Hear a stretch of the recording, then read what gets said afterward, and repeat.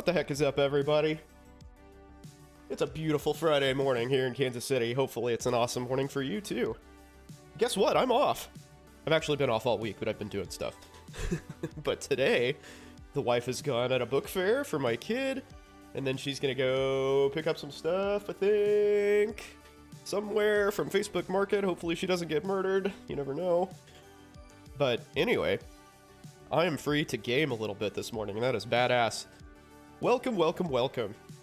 Good to see everybody, as always.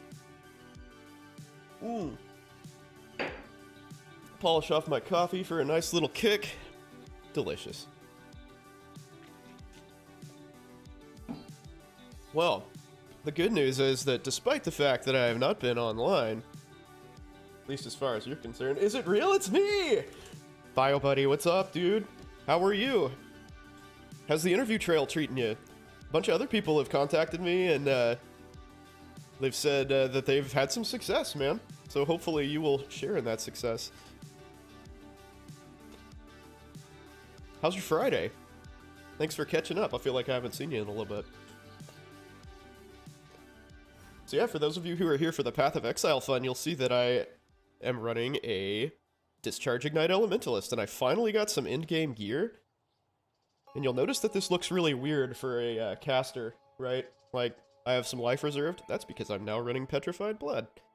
I was super squishy, so I kind of switched things up a little bit to see if I could fix that. And Elementalist actually gains a pretty huge amount of life regeneration, oddly enough. So you regenerate 2% per second while moving, and then with this master you get 2% of life when you ignite a non-ignited enemy. And so... Oh, you're playing next cycle. Oh, that's right. I knew this. Forgot about that. MCAT physics. Well, it just so happens that I have a physics degree, my friend. Not sure that I'm so good for helping you study at this point, but maybe I can point you in the right direction at least. But yeah, so when you have Petrified Blood, and you're at low life, which is 50% of life, basically life recovery doubles, right? Effectively. And so between Vitality and all of this like life regeneration stuff that I've got around the tree, and I have 68 plus 75, so 140 life regen here as well. So I'm regenerating a lot of life, and it seems to be making a difference. Granted, I've only run one map so far, so we're going to put this to the test and go fight a conqueror, because I'm insane. Maybe I will not put too many mods on this map. Who is texting me? Oh, it's our local booze store, which is an awesome store, by the way. So how is that MCAT studying going for you? Do you feel like you're making headway? Have you gotten to the point where you're taking practice tests and such yet? And hey, the next application season is not far away, right? Doesn't that start in like May or something? That's coming up. I still don't really understand these things because I did my application season so badly that I just like totally missed all the like deadlines and breakpoints that most people have. So I still don't really understand how that works. There he has patches of this. Yeah, that's fine. Oh, whoops. Let's go.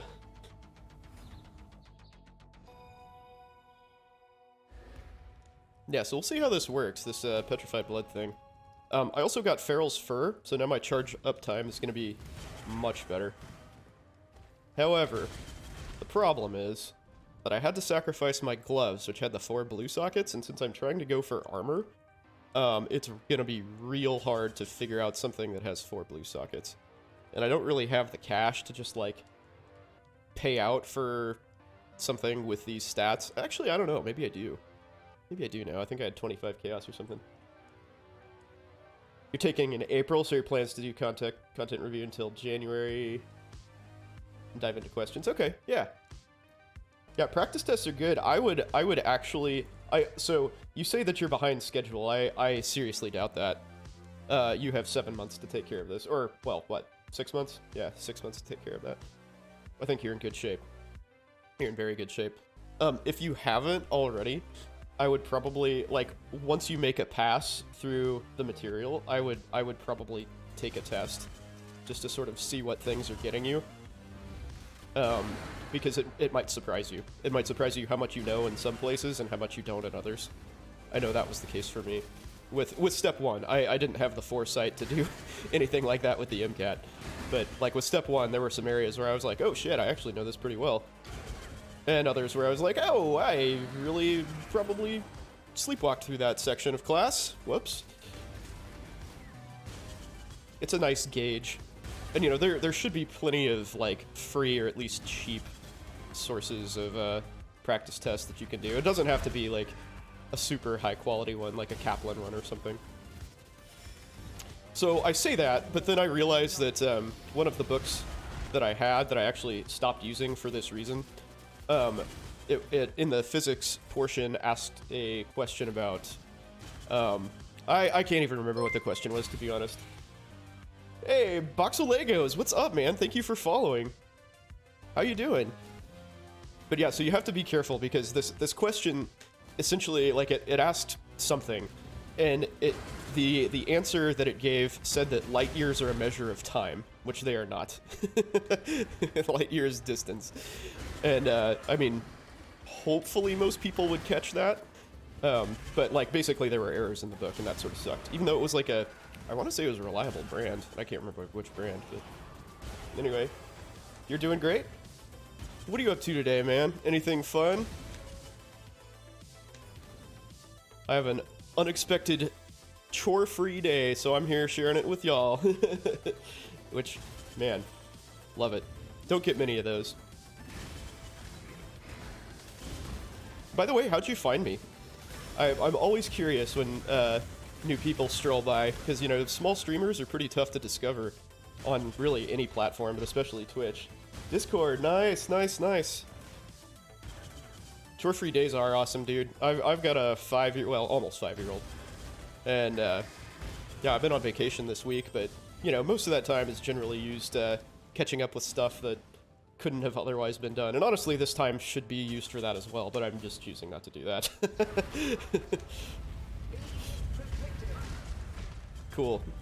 Well, I'm glad you found me. Hopefully you enjoy the community. We got some pretty dedicated folks around here. Everyone needs a break. Absolutely, dude. Absolutely. 100% agree. I can't say it's been amazingly busy, but, you know, it's still nice to just sort of veg out and not have to worry about shit for a little bit. So, super sketchy. I sort of alluded to the fact that my wife is going to get some stuff off Facebook Marketplace. What I did not mention is that she is literally going to, like, sort of a bad part of town. I mean, not necessarily, like, super bad, but definitely, like, you know, pretty blue collar and, like, industrial. And there are definitely some, like, you know, meth kind of druggish areas around. And she is literally buying 55-gallon barrels. It's like this dude that advertises tons of barrels. And I was like, damn, I really hope you don't end up in one of those barrels. Please let me know if that's going to be a possibility. Yeah, it sounds super suspect, right? So looking into applying to anesthesiology assistant schools. Oh, good for you, man. Yeah, good for you. So you do need the MCAT for that as well, by the way. What are my general thoughts about the profession? I think it's a fantastic profession. I think it's criminally underpublicized and not understood. Like, it's one of those things. It's sort of like if I said to you, be a perfusionist. Like, do you even have any idea what that is?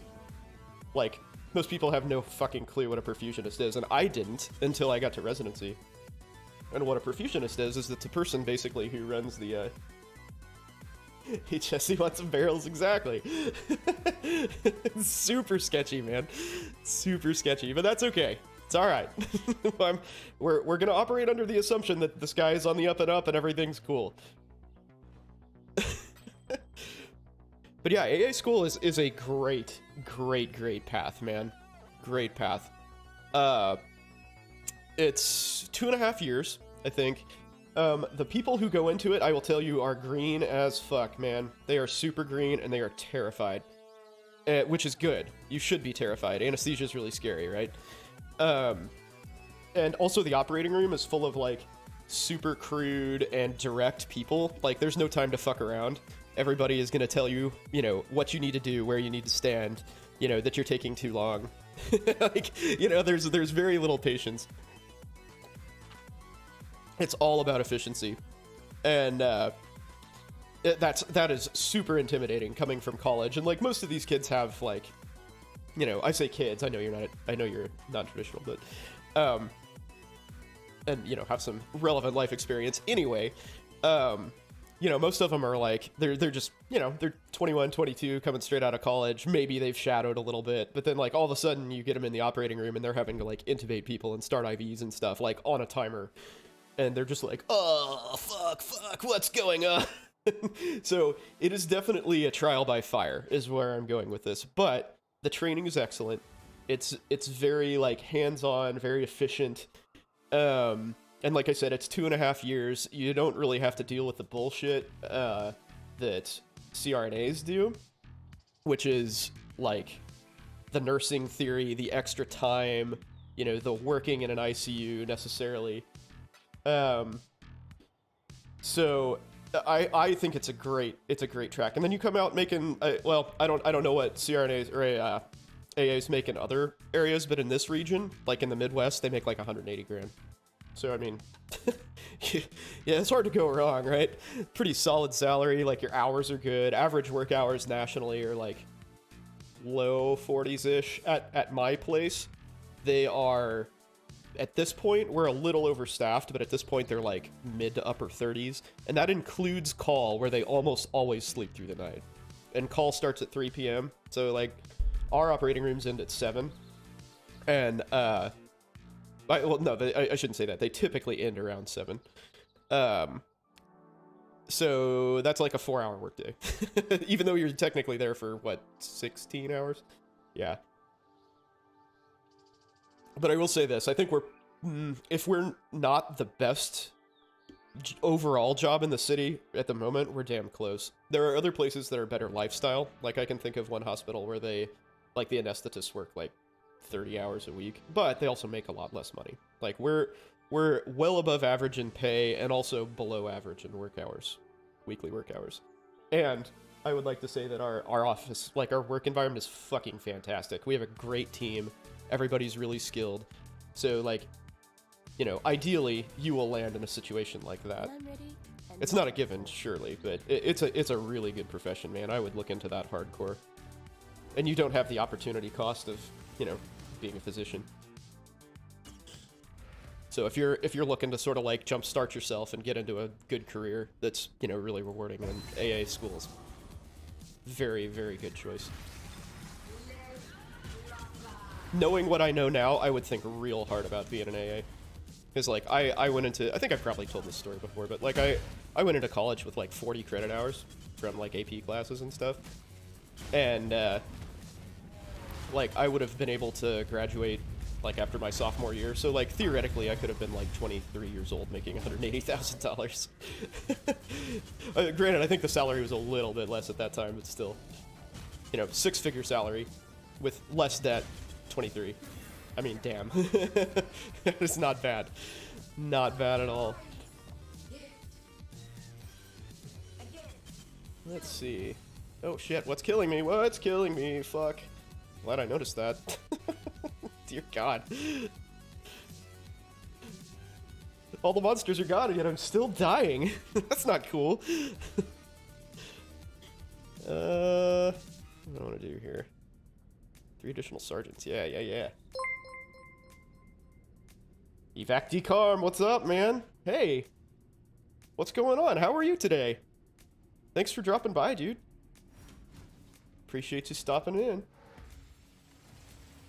What are you up to on this fine Friday? You ignoring work? Just wasting time? You're good? Okay, perfect, man. Me too. Me too. Beautiful sunny day. The wife and kid are away, so I'm chilling. How's playing Exile? Oh, it's awesome, dude. I love this game. Is this my favorite game? Favorite computer game? Probably. Yeah, favorite PC game. Right at the moment. Yeah, I probably played for like 2 hours last night and spent most of that time like upgrading my gear, which is a little frustrating if you don't dig that, but I do kind of enjoy like wheeling and dealing and stuff. There's actually, yeah, right. It's cool. It's cool. It's a fun way to unplug. Good luck out there. So, those of you who are familiar with this stream, you're addicted to this game, are you? Nice, nice. Yeah, I can't get away from it, man. This is, so I'm playing a Discharge Ignite Elementalist, which I guess you probably know since you read the title. But, yeah, it's super fun. So I played this character back in, I don't know, what league was it that they reworked the Elementalist? Like, Heist or something? But I played this back then and it was fantastic. It was so much fun. But I'm playing it now with a different twist. So I've got Petrified blood going on and a whole bunch of life regen. So I was kind of detailing this earlier. Having a kid in med school sounds rough. Yes, absolutely rough. Not a good idea. But so with all the masteries, I switched up stuff.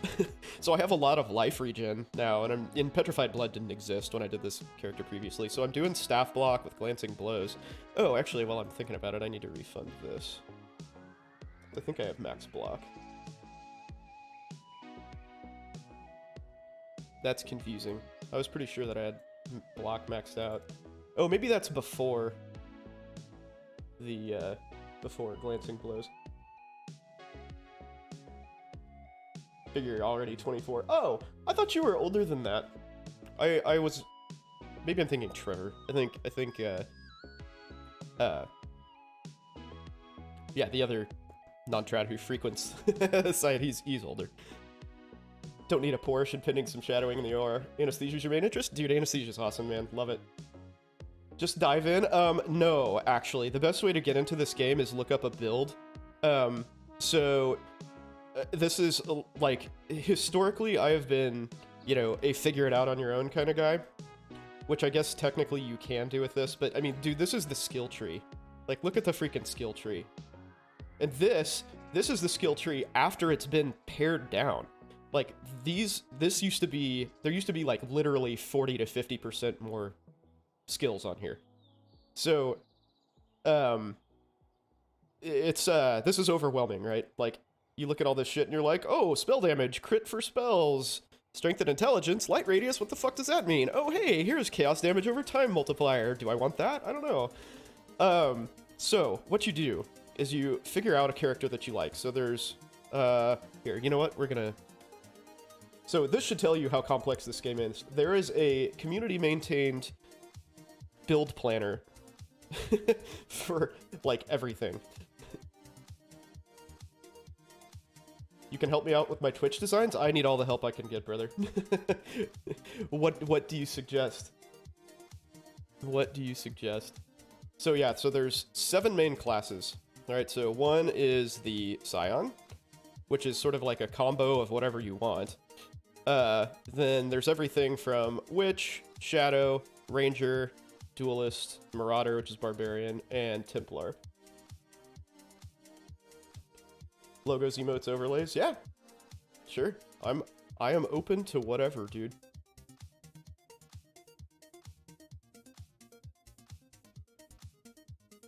Yeah, you can do that. My Discord is MilkmanAl 9726, I think. Let's see.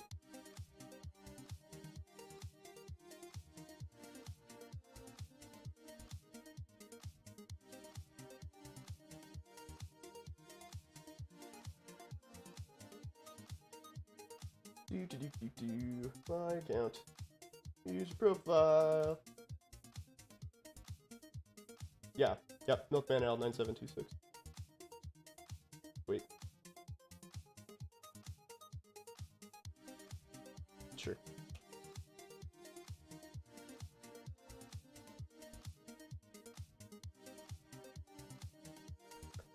There we go. Yeah, so anyway, you pick a character that you like. There's a shitload of skills. So, here are the skills. Granted, not all of these are skills. Most of these are support gems, which support your skills. But basically, you can go to, like, the wiki or something, and, just figure out something that looks cool. Or even you could just do something simple like, hey, I like, you know, being a rogue, then just do ranger build. You know, Google that, like Path of Exile ranger build, and it'll come up with, you know, random stuff. Bow, one of the ranger does like poison stuff, so, you know, you'll probably find something for that, and then use a build. So, hey, talk to you later, back. I'm so cool. Totally. I wish you were around in high school, man. You let everybody know. Take it easy, dude. Thanks for dropping by. Yeah, I'll have a look at your portfolio. I appreciate it. But yeah, use a build guide, because there's just so much shit to consider. Like, I can tell you what I sort of gave a brief overview of, what I'm doing. This is actually a pretty complex character, so, this is a sort of bad example of what, you know, a beginning character.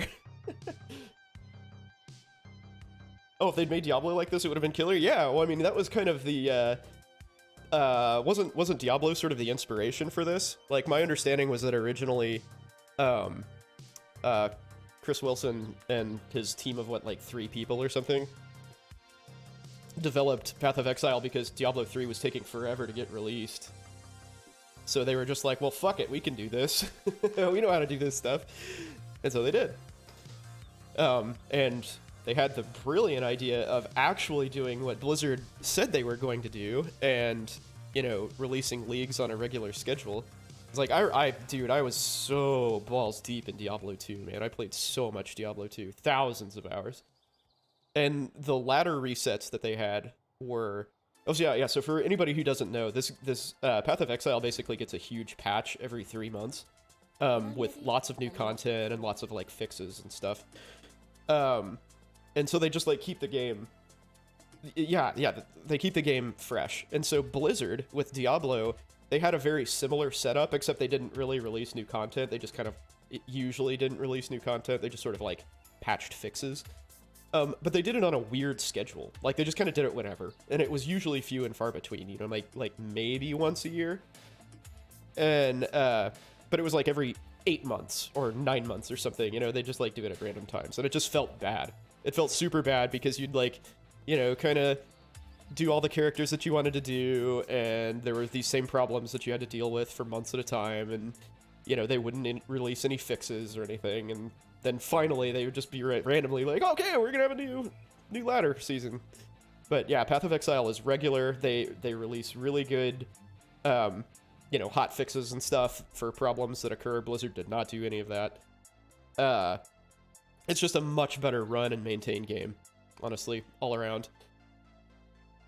So yeah, this is like what Diablo always could have been, basically. And Diablo 3 just like, Cockroach Princess, what's up, buddy? How are you? Welcome. But yeah, they really took that, the vision that Diablo 2 had and just ran with it. And Diablo 3 was just a massive flop, in my opinion. Like, in terms of endgame, because all the itemization was just not interesting. Like, all of the characters ended up being the same. If anybody's never played Diablo 3, basically what your character ends up being is, like, you have 2 main stats, whether it's, like, life and strength or intelligence or whatever. Now I've forgotten what they were even, but basically you just want life and your 2 main stats on everything, plus some like weapon damage, and that's it. So, very uninteresting. Whereas by contrast, Path of Exile has that. So, with tons of different stats that like relate to everything. So, yeah, definitely done much better here. All right, let's see. Oh, I gotta get back to Discord. Yeah, I forgot about that. I was being propositioned by a Twitch fixer, which I sorely need, but I just honestly don't care enough to do much about that. A game with continued support, a free game at that.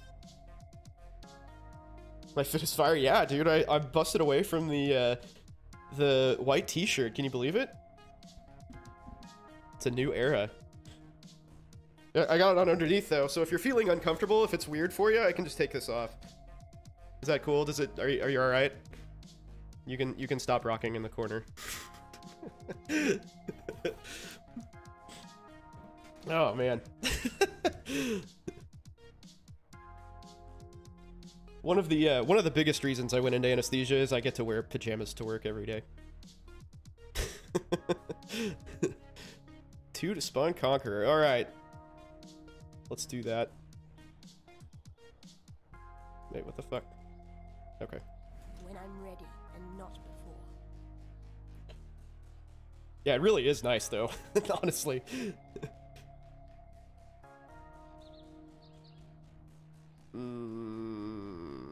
Okay, let's give it a try. Do I have to work today? No, I am off this week.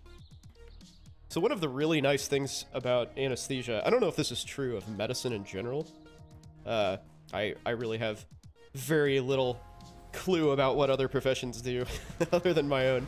I'm in my own little, like, you know, insular, climate-controlled world when I'm at work. But anyway, anesthesia comes with a lot of vacation. You know, a lot of that's because it's a very stressful, demanding, unpredictable profession. But a lot of it is just kind of like industry standard that's been held up. So I have 10 weeks of vacation every year, which is fucking awesome. So yeah, I'm off this week and just kind of chilling this morning, man. My wife's working a like book fair at my kid's school, and then as we discussed previously, hopefully not getting murdered in a bad part of town while picking up a 55-gallon barrel. And I am here by myself with really nothing to do. Actually, what I should be doing is photographing and putting up for sale all of my Warhammer models. That was like my personal goal for the rest of my vacation, and I have fallen sadly short of that goal so far. I have them all set out, and I have one photo taken, but that's, or no, excuse me, I have all of one army set out, and I have 3 armies. Photos to follow, and I have to like figure out how much they're worth and stuff. So I probably got a solid, you know, hour worth of work just for that one army ahead of me. A 50, yeah, yes, really, believe it or not. So my kid is obsessed with trains, and she's gonna use like she found a guy on Facebook Market who's I can't remember if he's selling them. I think he's selling 55-gallon barrels for cheap. And she's gonna use that as like the body of a train. She's gonna like make a train for him. And she found some other dude who's like selling bicycle wheels, and she's like put some solid effort into this. But yeah, I was saying earlier, she's going to sort of this like kind of industrial sort of methy part of town, and I hope very much that she doesn't get put in one of those barrels. I mean, I especially hope she doesn't pay for it, too, because that'd just be insult to injury, right? You buy the barrel that you get stuffed in. Bad day. Bad Friday. Sounds ambitious, exactly. Well, she is nothing if not ambitious, I will tell you that. But I don't know, her idea sounds really cool, and my kid is all about it, dude. We go to our freaking zoo, like, 4 times a week. Kansas City actually has a pretty decent zoo. I wouldn't say it's amazing, but it's pretty good. It's big, and there's a lot to do there. But they have a train. Like, all we do is we show up and, like, ride the train. And, like, get a, like a frozen ice kind of thing. Shaped ice. That's it. Unfortunately, they have, like, a member pass. Like, a yearly pass thing. So we just pay once and don't have to worry about it. Because otherwise, we would basically have to take out a second mortgage to go to our freaking zoo. Oh, shit. That was rough. Rocked. Right before he died. Okay, I've never had to do this before. Turn all my auras back on. I gotta make sure everything's on. Fuck. Petrified blood. Q. Sweet. I could always go instead and still have the entire week off. Yeah, but she wants to do it. And I know nothing about it. She's all about it. And shit, I don't want to end up in a barrel either. Might take 2 barrels for me, though. I'm also not a gentleman. You greatly overestimate my motivation to not be murdered. Or to be murdered, I guess.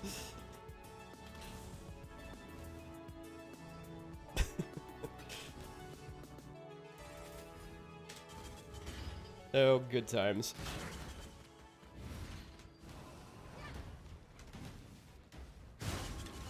If this killer's so smart to lure someone into a barrel and make them pay for it, you feel like he kind of earned it? I mean, fair enough, right? Better my wife in the barrel. I didn't say that. Wait, yeah, I did.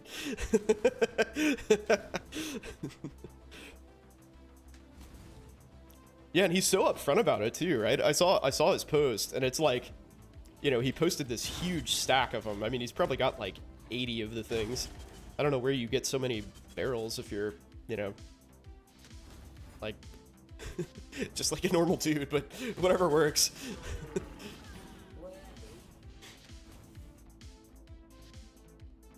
Poleaxe. Poleaxe it is. So yeah, she's gonna do that, and then I think she's going. Actually, the bicycle tire guy is in the same, or bicycle wheel guy is in the same area. So I think she's gonna try to hit him up too. But we'll see. We'll see how that goes.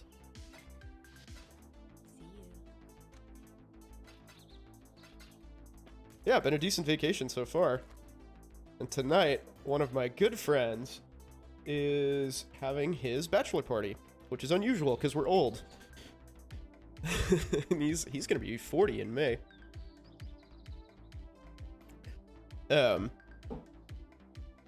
But yeah, it's not a traditional bachelor party. This will be a stripper-free event and relatively boring by all accounts. But we're going to a really nice steakhouse, so that will kind of kick ass.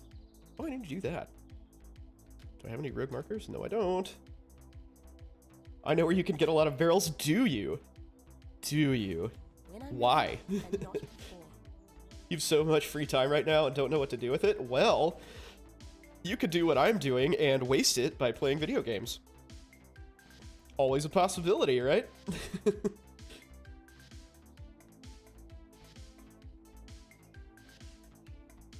I want to do that? Yep. Sure do.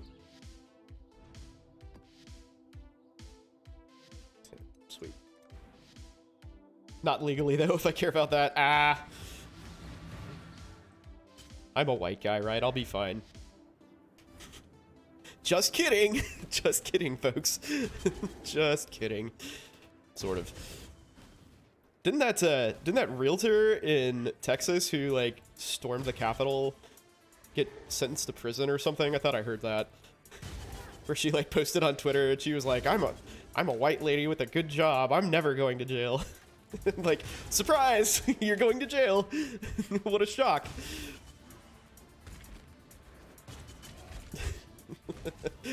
People are so stupid, dude. You can't fix stupid.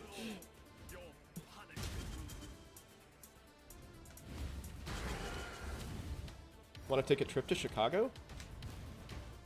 I mean, that sounds awesome. I love Chicago. Chicago's like one of my favorite cities. So much fun. Part of that is influenced by the fact that some of my best friends live there, of course, but it's still a super cool place to be. Way to flex my privilege. Yeah, exactly. Or her privilege. She tried super hard, but now she's going to jail for 2 months because she's an idiot.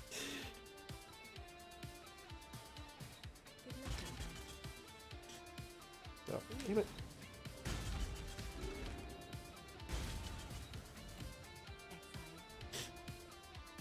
Yeah, people just, like I said, can't fix stupid, man. Speaking of fixing stupid, get your kids vaccinated, by the way. If you haven't, or haven't planned on it, please do so. They will be happy for you when they don't die, or get really sick.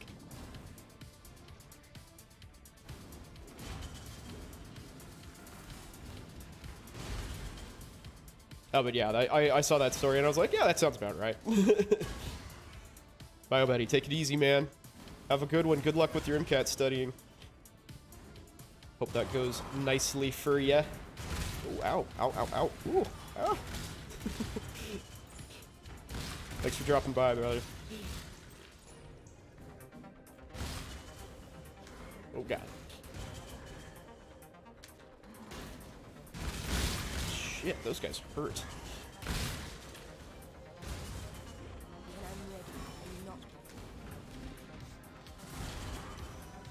Alright, cool, cool, cool. Yeah, I don't know how this, I don't know how the barrel thing's gonna go, but we'll see. I've sort of, like, stopped trying to sell shit on Facebook Market, honestly.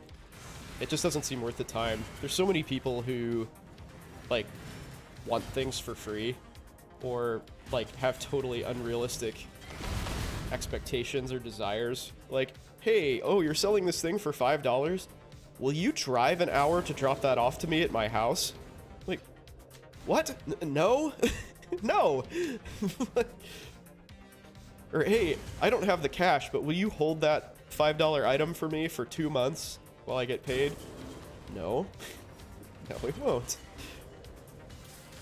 Tell you what, you give me the money and I'm gonna leave it outside my house. You come pick it up.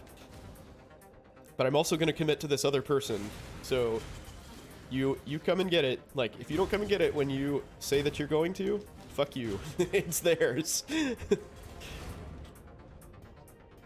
I'm not gonna, you know, sit around and let your small purchase dictate my entire day. That said, we did sell a, like, this really heavy cabinet. Like, we assembled this cabinet and figured out that we're stupid and can't read dimensions, and that it was, like, way too big for the area that we were putting in. It was like we were putting it in this, like, little hallway, but it was, like, super deep, so it took up, like, a third of the hallway, and it just looked really weird and was fucked up. But anyway, you know, we put in the ad, like, dude, you have to move this. Because it actually, like, you know when IKEA boxes stuff in multiple boxes, that it's gonna be heavy as shit. And that's what they did. I think it was in 3 boxes. And, like, assembled, I don't know how much it weighed, over 100 pounds, probably. But, like, we put in the Facebook ad, like, you've got to move this yourself. We are not going to help you. And sure as shit, like, dude showed up with one of his friends and they moved it out. And our house sucks to move things out of, by the way. There's, like, probably about 10 stairs that you gotta go down. Like, cause we're sort of on a hill, we live on a hill. And so that's, like, that's not a small ask. Move a heavy ass, like, you know, curio cabinet kind of thing down those stairs. But they did it, man. People do anything to save a buck. And it was brand new, you know, so we priced it, I think, like, I don't know, it was like a $300 cabinet or something. We priced it like $250, and they're like, oh yeah, we'll come and do that. Okay. Cool. Perfect. More power to you. When I'm ready and not before.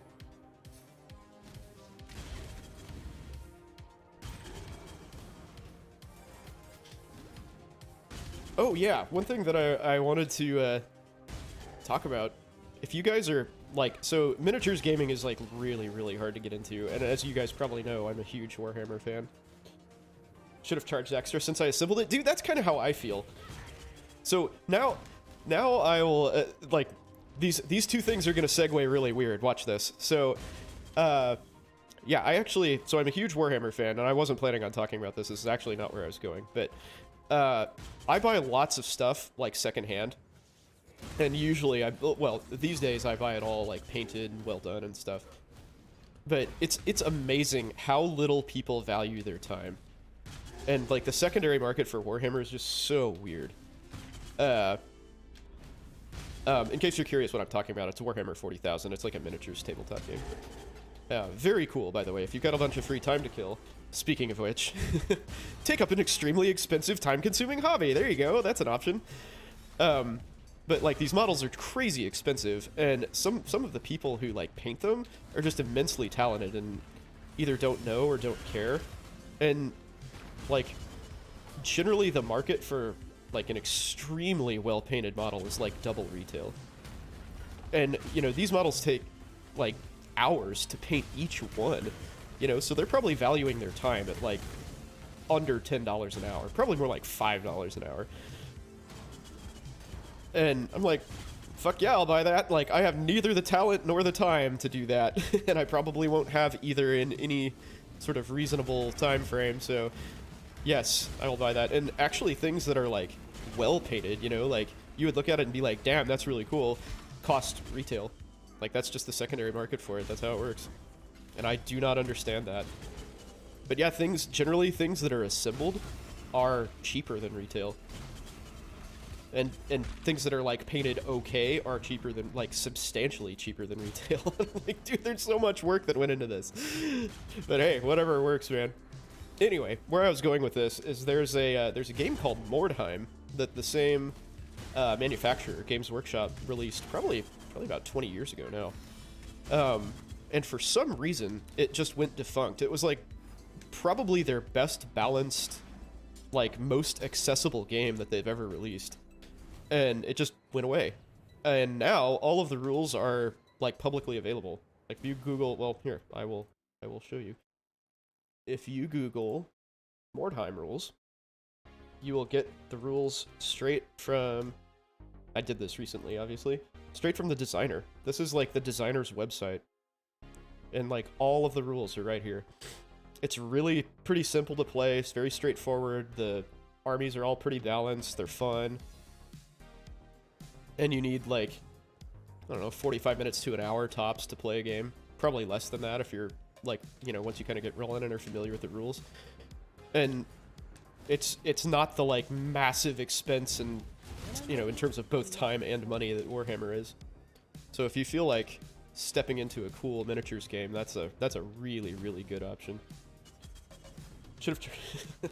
So, yeah, I fully recommend that. And I stepped back into that this week, actually, with one of my partners from work who's into that sort of stuff. It was really cool. Had an awesome morning. And it's a campaign-based game, too. So it's, like, all about small warbands, like, combing this dead city for, like, magic shit and, you know, loot, essentially. Oh, God. And so, like, all your guys can, like, level up and, you know, get injured and, you know, find cool weapons and armor and stuff. It's awesome. It's a great game. Definitely worth your time, if that sort of thing appeals to you.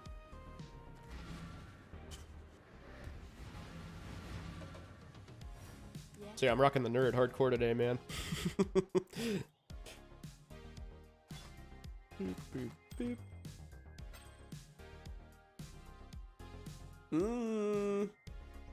That might be worth something. So much resist on it. Jeez.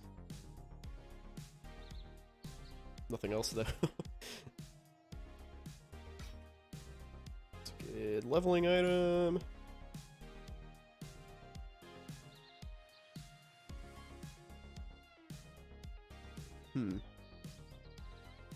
Let's check to see if anybody wants that. That's sort of a weird combo of stuff.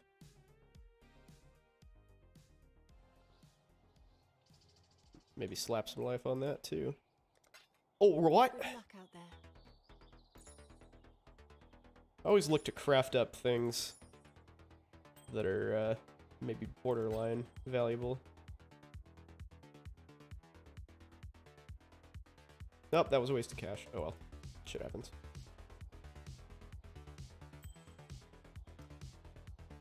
Maybe somebody will look for a cheap resistance ring. Meh.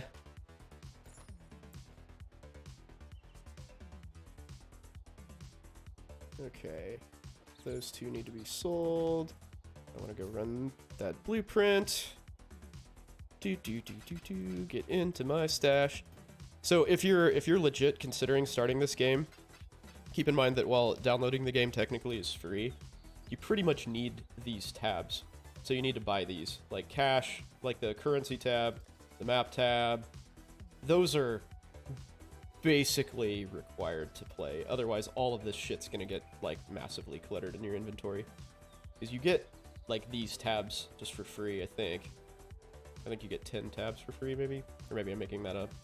Anyway, you can get tabs for all of the different, like, league content and stuff that they've released, which really, really helps with organization. So, like, realistically, if you want to do this without, like, meticulously organizing things yourself, it's probably gonna cost you $40. So, buyer beware. That is a lot of added damage. Physical and chaos damage with bow attacks. That seems like a really good Scourge Arrow item. Huh. See if there's anything with that combo. Well, I'll tell you what, I'm gonna put that up for I don't know. What? 10 chaos? We'll see what happens. You can always lower it. Seems a little expensive, but that's okay. I never know with jewels. Sometimes people are willing to pay a lot of money for jewels, like the right jewel. Did I kill the boss? Yeah, I killed the boss.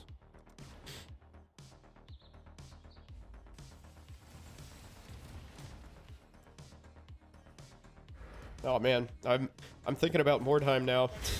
I shouldn't have talked about it. I'm fiending.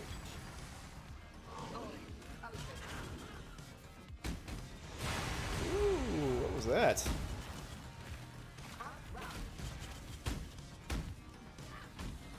Ooh, there's lots of shit going on. Lots of shit going on. I think I might be dying. Oh, yep. Hey, look. I was right.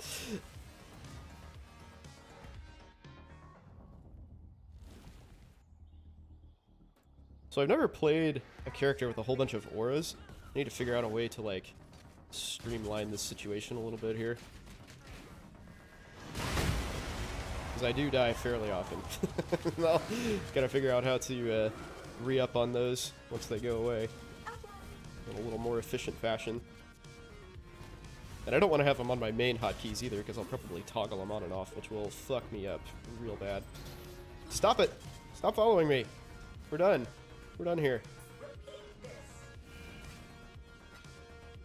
Alright, where am I going? Invasion bosses drop one additional item. Do they now? Okay, let's see. Red beasts have 15% chance to appear in pairs. That sounds... dangerous. Let's see, Smuggler's Cache. I don't know that I care about that. Ooh, expedition stuff. Okay, increased explosive areas. I haven't seen these yet. Haven't even paid attention to them. Remnants have an... Oh, +2 remnants, okay. Oh, and that's a logbooks. Oh, this is cool. Okay, let's do expedition over here. Breach, yeah, fuck breach. Beasts are cool, but I like expedition. Let's do that. Let's do it. Alright, let's see. Y'all. Oh, it's crap. Good. Yes. Alright, I'm gonna go run this blueprint real quick. It's low level, but hopefully it'll still pop me a bit of currency. I think this is my first blueprint. I usually don't do heist. I kind of don't like heist. Hey, see ya, man. Thanks for dropping in. Always good to chat with a familiar person. Greetings. Hope your day goes nicely. Enjoy the rest of your Friday. I'll talk to you. Oh, maybe I didn't finish planning it.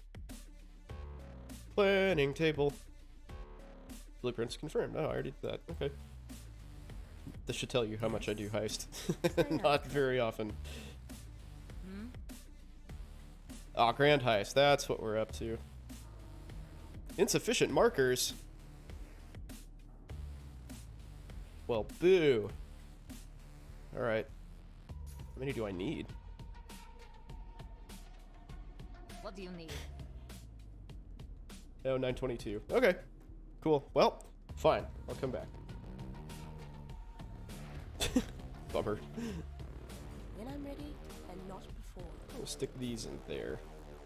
So I always have some rogue markers. 'Cause I seem to run out of them. I seem to just like shift or control click on them and stick them in my heist stash and not remember that they're there.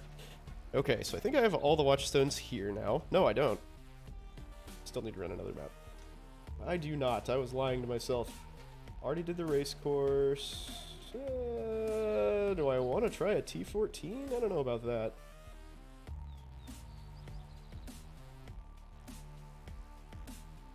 Let's do a wasteland map. That'll work.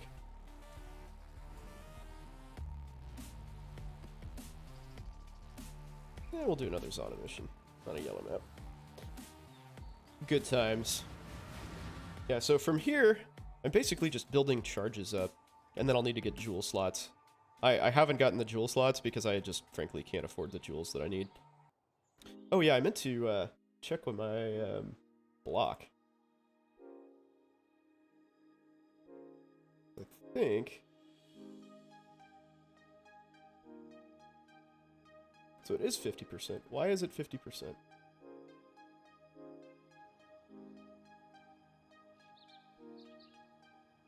Oh, super weird.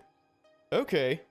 I never noticed that this was 13% increased cast speed. Oh, bummer. Wow. Well, that was a mistake to buy. I think I bought that for like 25 chaos though, so no big deal. I guess I'm in the market for Searing Touch. Let's look at that. Searing Touch Lathy. I need 3 blues, 2 greens, 1 red.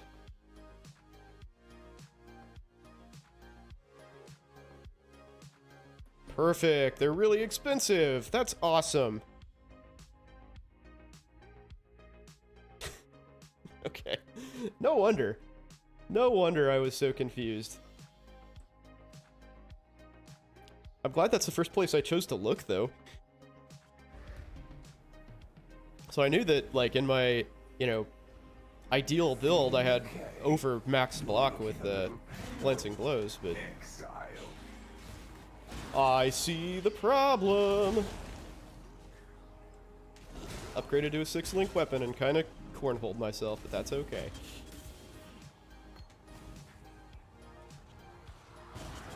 So since I gained back life on block, actually, that's probably a fairly decent piece of survivability that I'm missing.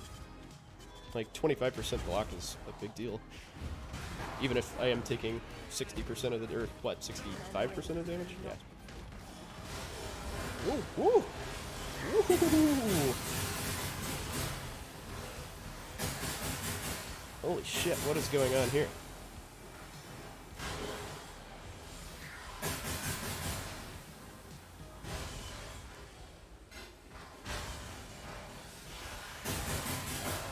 Damn. This is intense. Die stuff.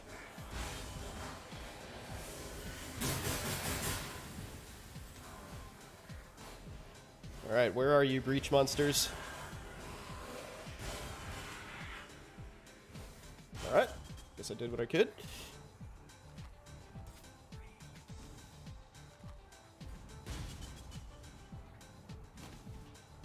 Moving on. Kind of liking this Petrified Blood, though. This seems to be working out really well. And it will be working out even better when I get a Searing Touch that actually has block on it. Son of a bitch. I've been bamboozled.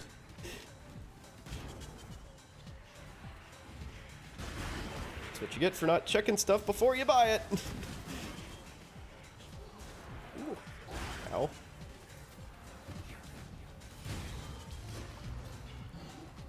That's alright. Still does the trick, and it let me transition into Farrul's Fur, too. Because I previously had my 6-link on my armor. And that was, you know, not going to work. Finding a 6-link Farrul's Fur was, like, freaking impossible and way out of my price range. Maybe not so much this league, though. I hear that 6-links are super cheap and easy to get with all of the tainted fusings and stuff, but I only have, like, 5 of those. So that's a bit of a gamble to go for. Fine Delirium Orb. Lovely. I'll take a Cow Amulet. Okay. Zana, what you got for me? Anything cool? Let's see. Do I have... Okay, a couple completions possible here. Let's see. Monsters are hexproof, which is actually okay, because I can't use my Hex Touch right now anyway. Less armor, less chance to block. That sort of sucks. What are Invasion Boss and Trapped in Essences? So the Invasion Boss I actually get more stuff from, right? Oh, 70% chance to avoid Ellie ailments. Eee.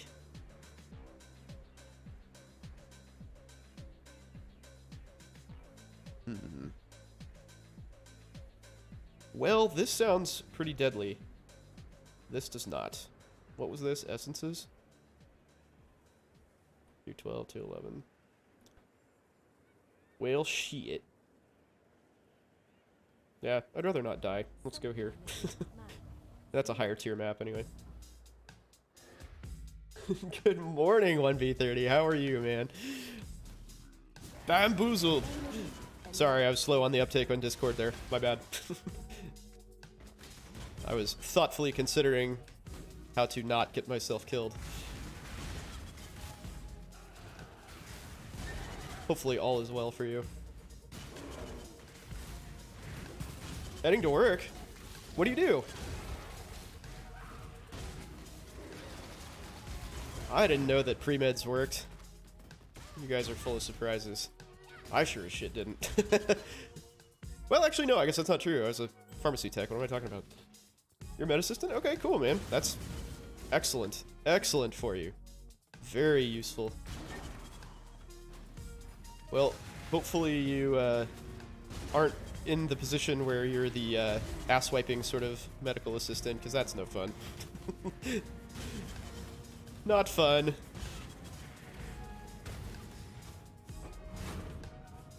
Yeah, that's... I wish I could just, like, scream to everybody who wants to go to medicine, like, don't waste your time well, okay. If you're trying to get experience, don't waste your time volunteering. If you're volunteering to check that box, then yeah, go for it, but... Yeah, experience is best gained through work. Fell show. Yeah, that is definitely nice. That will help you out a lot. Makes your decision much more informed and useful as compared to most.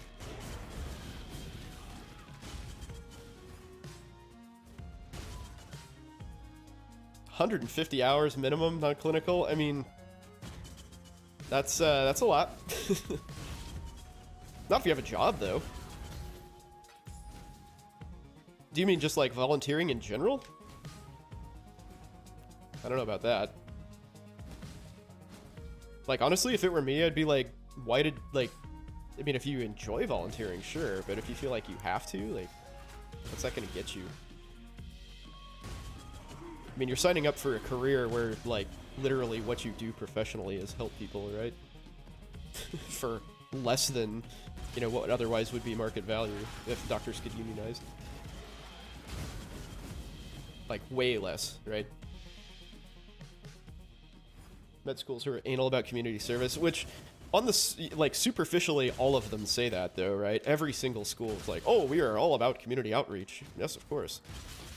Like, because that's what makes money, right? Is community outreach, serving underserved populations. Nope. No, it's not. That is not what keeps the hospital afloat. In fact, if you have more than, like... I've forgotten what the number is, but something like 30 to 35% of your patients are Medicare or Medicaid, you, like, can't survive without subsidies, whether you're an independent group or hospital. Which is pretty damning, since usually way more than that, like way more than that, is Medicare and Medicaid. If you're any sort of, like, general purpose hospital. Like, maybe not if you're like a private surgery center or an endoscopy center or something, but like straight up hospitals, dude. Yeah, I mean, everyone treats underserved patients, right? I mean, that's just sort of the name of the game. But oh, fuck. Brother, I will come trade with you in just a minute, but Arakali's kind of killing me right at the moment.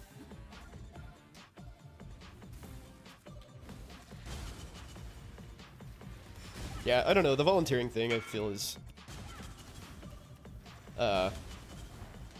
not a useful thing. Like, again, you're already signing yourself up to be a public servant, like, in one fashion or another. Like, literally for the rest of your life. I'm not sure what more commitment they could want.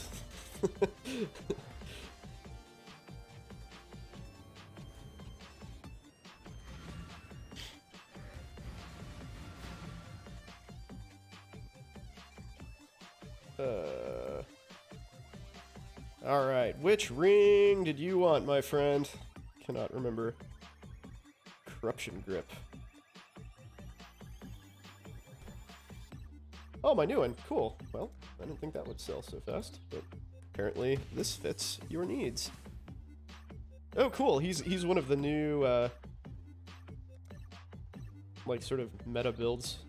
Very nice.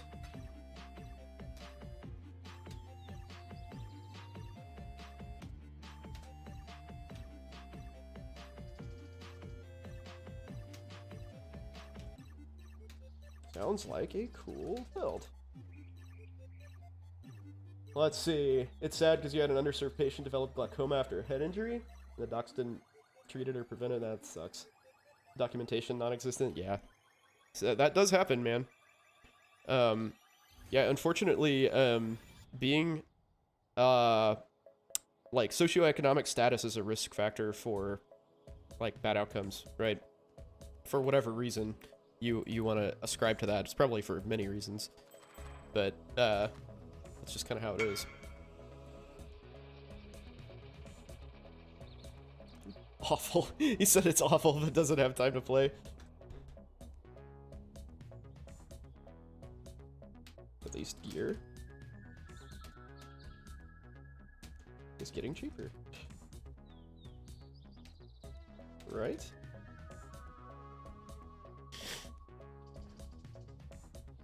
Alright, let's sell all this crap.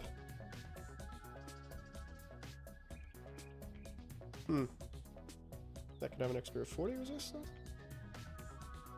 Food desert's bad for low SES2? Yeah, for sure, man. Yeah, it's I mean, it's pretty much a risk factor for everything, really. Like, it's risk factor for infant mortality and, you know, having various health ailments and stuff.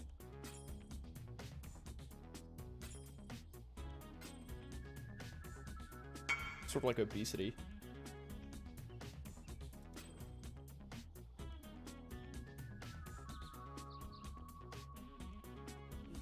But yeah, it's tough to, like, I will say that, given, oh, is that because I've injured a bunch of, yeah, maybe I'll keep that to craft. Yeah, there's a lot of production pressure for, primary care docs, right? I mean, there's production pressure for me too, but I don't, like, I don't eat what I kill, so it's not, like, affecting my bottom line. I just have a set amount of work to get done, and I get it done. But they have, you know, clinic days where they've got to, like, race through patients, and, you know, people want to use their 15-minute time slot to talk about, you know, their 18 severe medical problems that, you know, all need some sort of attention, and it's just a total shit show. Primary care is only for the bold these days, I'm afraid. Wow, I'm super glad I did that. Okay. Oh, but energy from Nod is not so good now, right?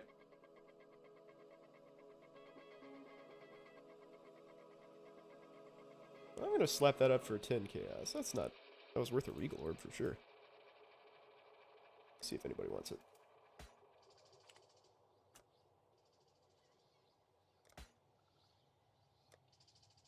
This is all my shit that I'm gonna craft if Harvest rolls around.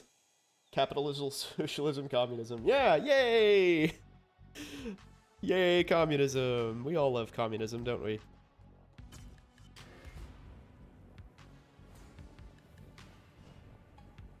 Did I finish the Sunken City? Can't remember.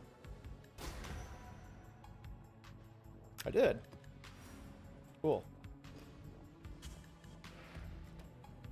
Yeah, it does suck that, like, diagnoses like that. Damn it. Diagnoses like that get missed. Glaucoma from a head injury, though, is kind of, like, was it also an eye injury? Seems like a straight-up head injury would be pretty unlikely to do that. Which, you know, maybe why that got missed. I don't know, I'm just spitballing. I have no idea.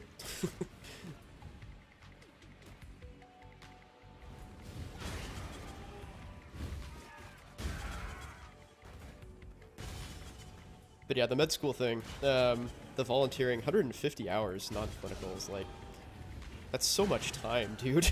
There's a lot of time to just like volunteer and random stuff, especially when you're trying to like, you know, get your apps together and ace all your classes and stuff. I mean, I guess I can't speak for that. That's a fantastic. Is that like a Russian Bugs Bunny or something? Or excuse me, a Soviet Bugs Bunny? And not before. That is awesome. What a great picture. But yeah, I can't speak for other like interviewers or admissions committees or anything, but if I saw somebody who just did that much volunteering and, you know, if you like it and you get something out of it, then great. You know, more power to you. Medical missions, you know, working at harvesters, whatever you're doing, that's awesome. Like, we need more volunteers. I applaud that. But if you're just like, yeah, well, I did this and I checked the box, then like, okay, that was a waste of your time. Why are you here talking to us about it? But hey, oh god, I do understand the value of playing the game, because that's something that I did not do very well. Non-clinical be stressful? Yeah, for real. Yeah, I played the game very poorly, so that is definitely something to consider. You know, if all of your competition has these things, then you're sort of bound to have them yourself, or else, you know, or else you're at a disadvantage, which is, you know, it may be stupid, but you gotta do it. But then again, consider the source, right? Like, Student Doctor Network is sort of full of the most, sort of like the fringe neurotic crowd for the most part, in my experience. Maybe that's different. I haven't been like an active participant in that community for probably 10 plus years, but back in the day, they were definitely kind of on the far end. Yeah, don't want that.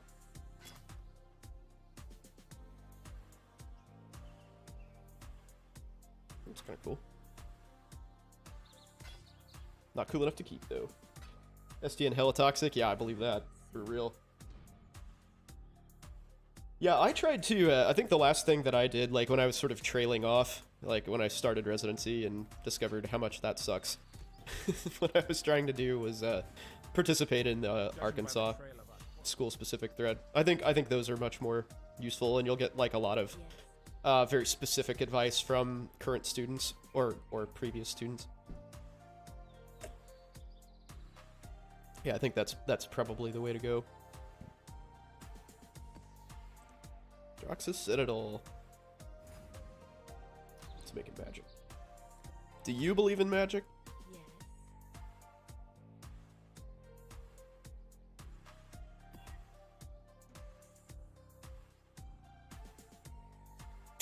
Don't know that I like that on a Conqueror map. He has 50% chance to avoid ailments, and that's how I kill things. Is with ailments, so yeah, we'll switch that up. That'll work. Magic is everywhere. It's everywhere.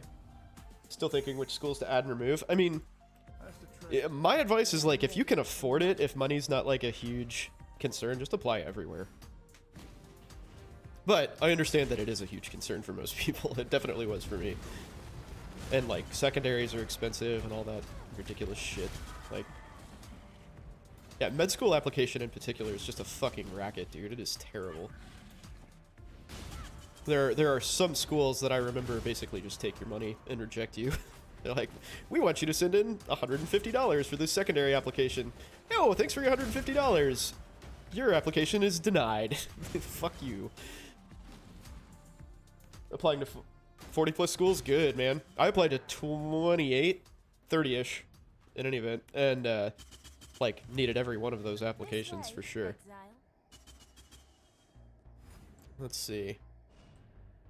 Exchanges fossils. Yeah, I don't think I have enough fossils to make that worthwhile. Kill it, exile. Quickly. Kill it!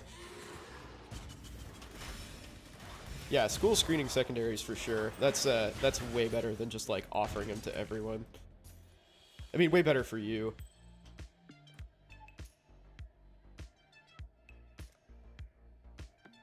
It just sucks to like piss money away. Like, dude, you're a college student. Like, we can't afford these things. It would make a lot more sense if they did that for residency, but they don't.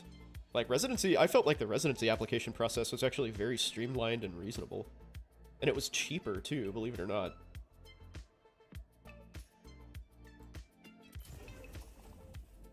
That may have changed, but you know. Oh, that's so close to being good. Damn. Oh well, try again. And keep trying.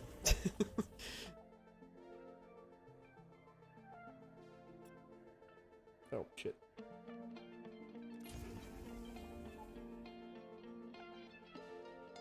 %10 movement speed.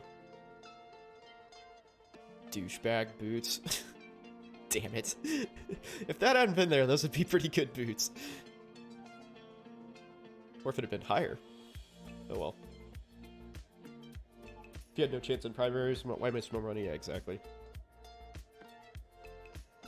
Very frustrating experience all the way around. I 100% agree.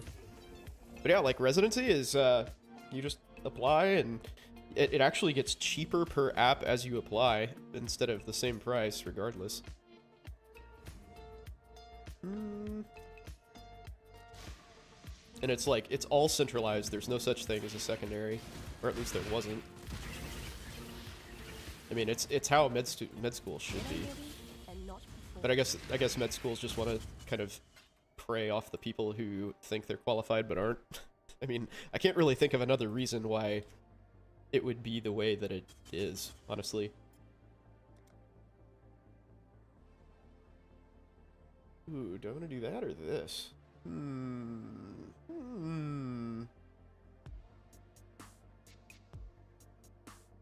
Yeah, we'll do the two-tone boots.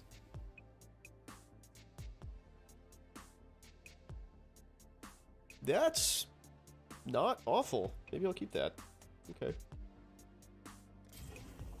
I always have felt that the like med school application process was kind of borderline predatory, especially those schools that I mentioned that are just like, fuck you, give us money. Like, dude, come on.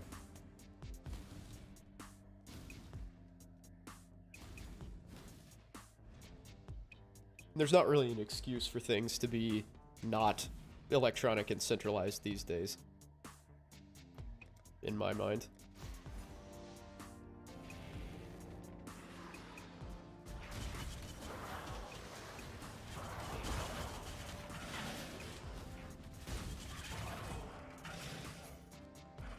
Bye, dude. Thank you.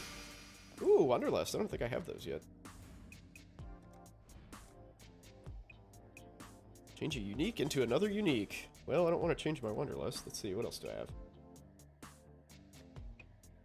Some random thing in here. my meme from Laviakus Winston, the deals extra damage, but deals no damage. Lovely.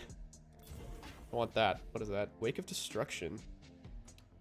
I doubt that's worth anything, but I'll check. Nope. We'll try again. Do it. Meh. Change a div card into another div card. I'm sure I have some trash divination cards here.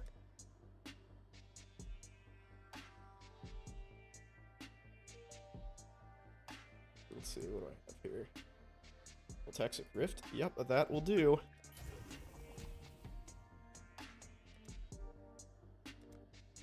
Okay, what do I want to mess with this time?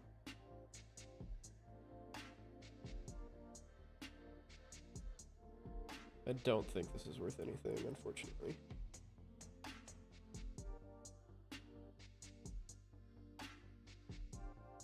Oh! I guess I'm wrong. Okay, well then I will leave those alone. So if I craft life on this...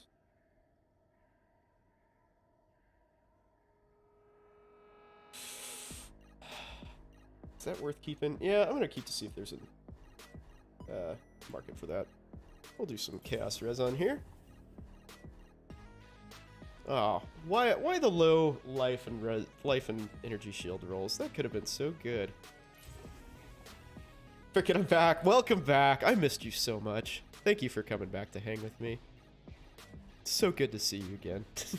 That's pretty good.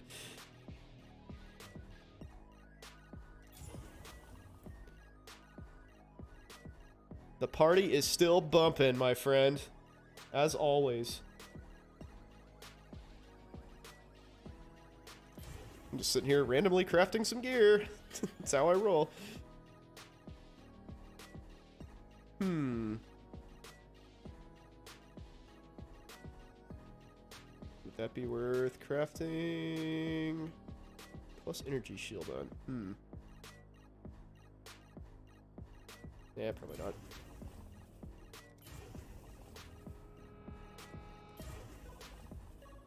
Meh. Close. I knew you couldn't stay away, though. That's okay. When I'm ready and not before. I mean, after all, I'm a very important, famous streamer. It's really, it's tough to leave my chat. I understand. I understand. Oh, boy.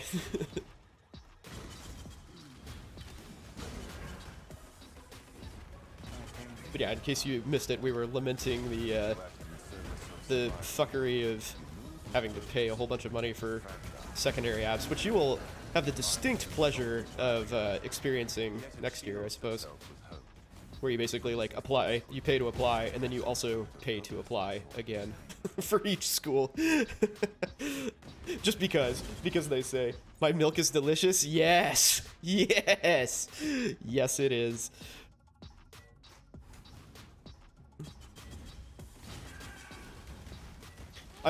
So, guys, I have to say that I'm a little disappointed that I've been streaming for probably, what, like 10 months now? Or, I guess seriously for like 8. And on a schedule for like 3. But anyway, I am very disappointed that nobody yet has linked the Aphex Twin song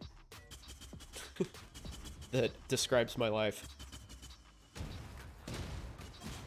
Maybe I'm dating myself a little bit, but I'm still very disappointed in you, nonetheless. What the shit? This guy's taking like 0 damage. Yeah, why pay at every step? Because we can make that happen. That's exactly right. And they do not care. You know, I was saying it was like, it's actually cheaper to apply to residency. And I mean, granted, you're just as poor when you go through residency, or when you, like, after you've been through med school, because, you know, you don't have a job, obviously, but like college students, I mean, come on. Like, you're gonna fleece college students? I mean, I guess it works. It's just one of the many things in the whole environment of medical education that's like, it's always been this way, so it's gonna stay this way. Great.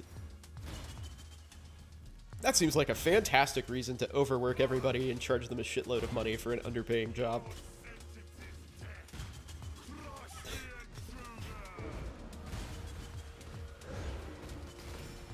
And I know it sounds really weird to, like, claim medicine is underpaying when, you know, you're essentially guaranteed a 6-figure salary, but, like, dude, the opportunity cost. And we've talked about finances in medicine. For anybody who's watching that's interested in that, I actually made a YouTube video about finance in medicine and, like, how to take care of yourself and why it's, you know, there's a lot more to a career in medicine than just, like, making money, right? But, like, if that is your ultimate goal, then choose something else, because it's a very bad return on investment.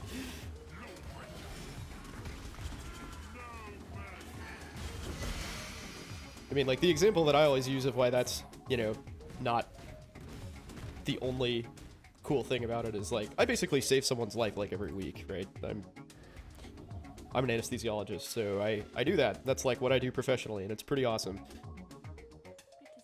You can't really do that in, like, you know, business, but, Good luck out there. you know, you give up a fair amount of income for the privilege. 85 life gained when you... Oh, fuck, that seems like a really good shield. Dear God. Like, that has a lot of potential. Calculated AA school versus med school, and med school reaches AA in 37. That sounds about right. Actually, in that video. Hey, Yeet, what's up, man? What's going on? AMC, the non-profit organization, builds profits off of MCAT and med school apps just because. Yeah, they totally do, right? How's it going, Yeet? Good to see you, brother. Medicine destroys AA after that. Yeah, I mean, it's... You make, you know, like, the income is better for sure, but, you know, you also don't have the same sacrifices, right? Like, med school pretty much... Like, I had a really good time in med school overall. I mean, I worked super hard, but, you know, I made a lot of really good friends. I partied a lot, had a great time. But residency, I cannot say the same. Residency is dog shit. It's just terrible. And you pretty much give up that portion of your life as far as, like, personal growth is concerned. And which is a big deal, right? Because that's like your late 20s to possibly early 30s. So, you know, it's not a benign choice to make, for sure. Where were the things that I wanted to try to sell? Any of these? That seems sellable. That also seems sellable if I have some life on it. Oh, okay, there's a lot of stuff in there. Good. Good deal.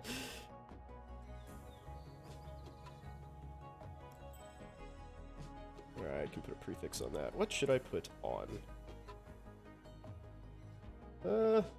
Maybe nothing and save my currency.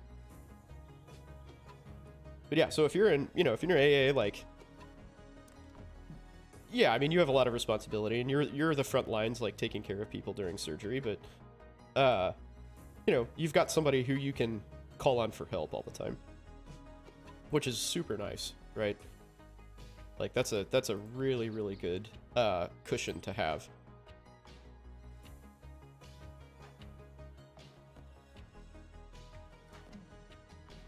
Yeah.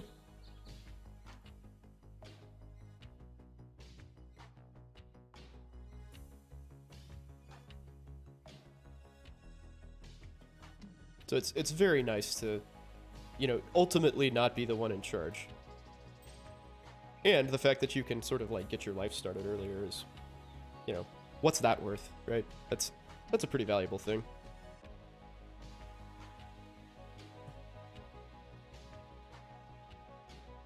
Oh, so that's not super valuable. I'll put that back.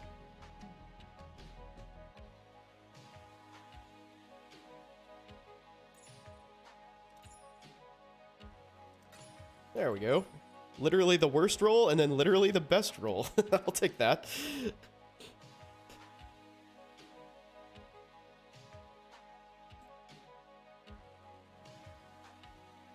Put it up for 10.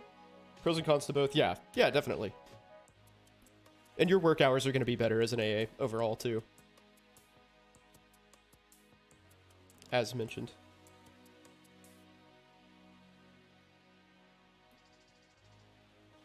I guess I'll put some more resists on this. Make them resist boots. Yay, resist boots. That's got cold, fire and cold, so we'll put fire and lightning on there, I guess. I don't know if I'll do the highest tier one. That'll work. That'll do, pig.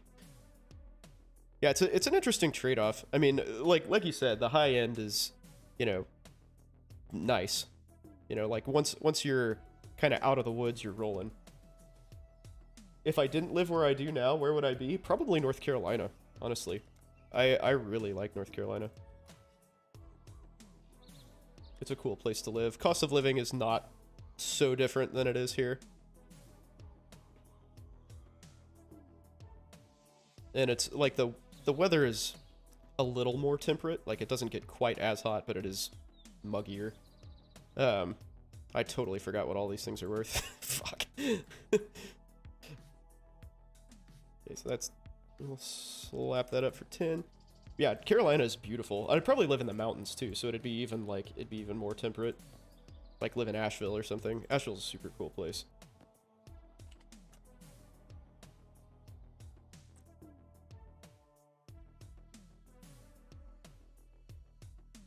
Yeah, you can be 20C.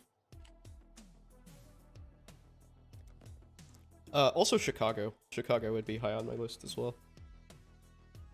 Because I'm a big city fan, for sure. Okay. How about... We'll try 15. And then that needs an energy shield craft. Hell yeah. I don't know if that's going to be worth it, but we'll find out.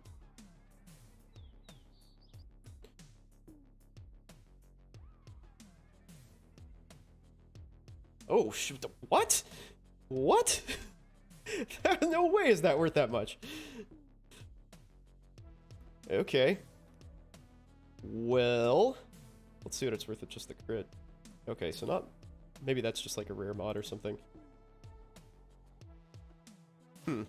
Okay.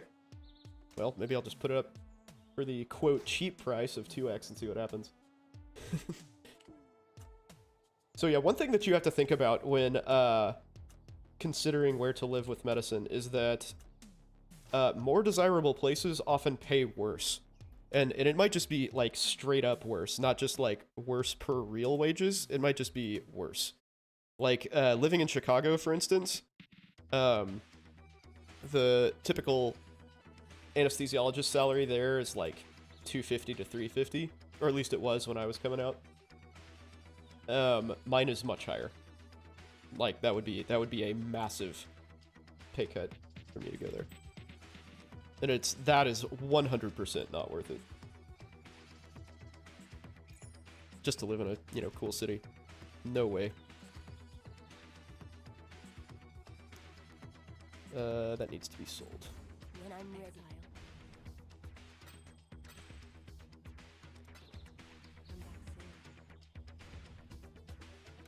So yeah, if you can, like, I think I know I've said this before. If you can stomach living in a rural area, or like an underserved area, then you're gonna make a lot more money. They can't practice in every state. Yeah, that's true. That is a big drawback for AAs. A very big drawback.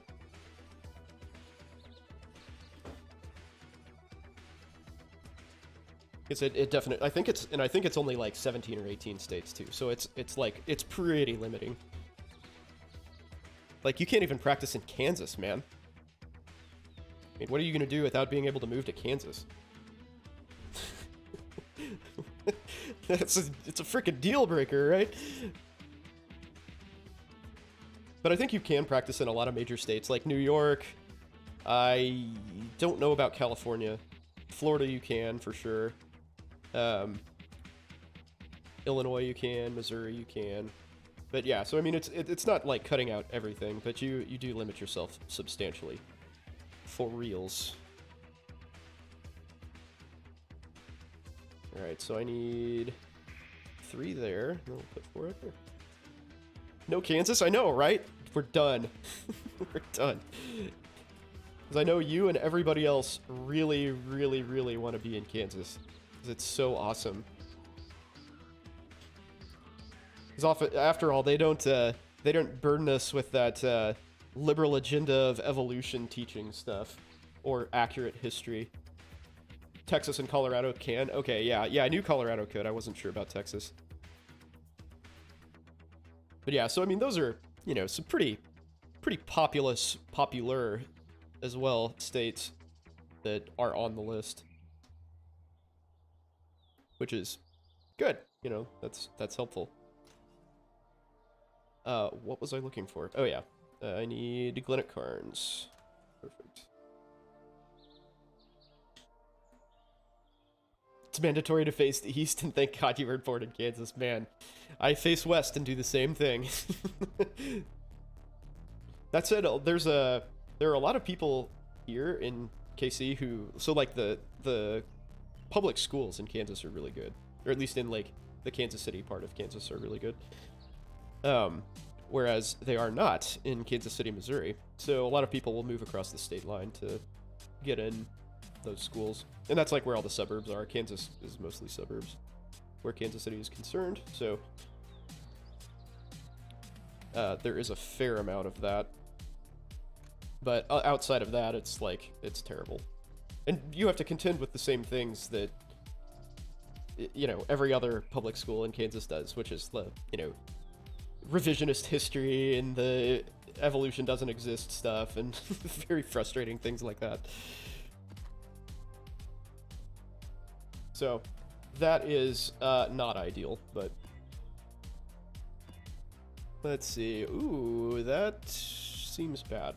Why don't we re-roll that? All right, When I'm ready and not before. See you. There's something happening. Stay vigilant.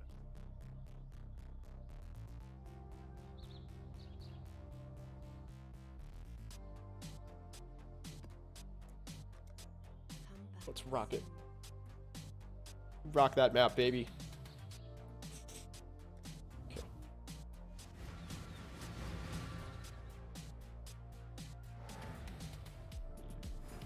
Yeah, I feel bad for like physicians who kind of go into medicine thinking that they'll be like financially set and are not. When there's like they could have been a mid-level provider like in AA for instance, and like probably been better off financially. Like, yeah, you ran the math and said you catch up by 37, but that's with anesthesia, right? And anesthesia is kind of like, you know, the ass end of the top third of income, like of wage earners in medicine. So, you know, we're somewhere like above average, basically. But, you know, if you're primary care, like if you're doing pediatrics or like a standard family medicine thing, like it's going to take a lot longer to make that catch up, if you ever do, if you catch up at all. Went to a private Christian school and evolution wasn't taught. You're an evolutionary bio and learning a lot. Evolution is so cool, dude.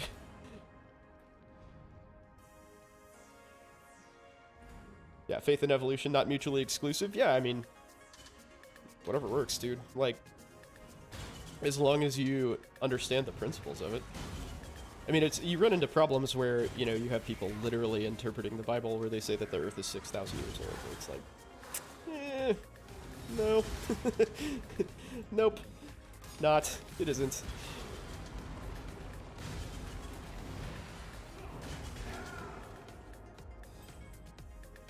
DO schools costing more and focusing on primary care. Yeah, exactly. So this is a problem, right? We're kind of talking about this, like sort of grazed this earlier when I was talking with 1v30 about in Discord about volunteering and like underserved programs and stuff with these hospitals. Like, they promote all of these things like, you know, hey, we have this huge proportion of people who go into primary care, yay! Like, that's awesome, we serve underserved communities, yay! Like, but what they're really telling you is that their graduates probably aren't very well qualified because they're not going into these specialties, right? Or they're taking jobs in undesirable locations, you know, in specialties that are also undesirable. So, like, you know, they spin it and try to be like, oh yeah, we do lots of community outreach, but like, is that really what's happening? You know, are these people there because they're choosing to be, or can they not get jobs anywhere else or other specialties? You know, I mean, surely there are plenty of people who want to do primary care. You know, they want to do internal medicine because it's awesome. It's generalist. You know, they're cool professions, no question. But they are also on the lower end of, you know, the pay scale. So, and they're harder these days. Like, there's a lot more production pressure. They're difficult. You know, you have to deal with complex patients in a very big time crunch. They're just hard jobs.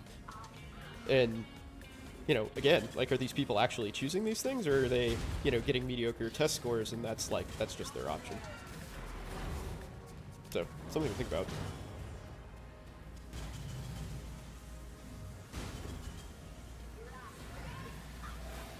Oh my god, I'm going so slow, what the fuck?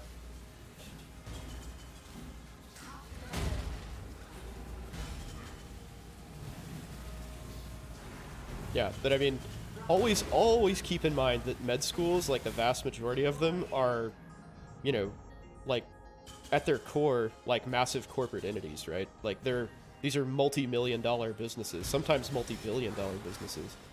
And they know how to advertise. They know how to spin shit.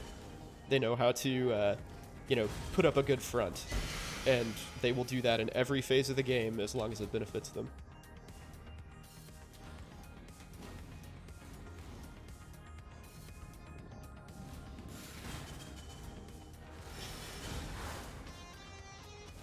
So, don't be fooled. Don't be fooled by the smoke and mirrors, man.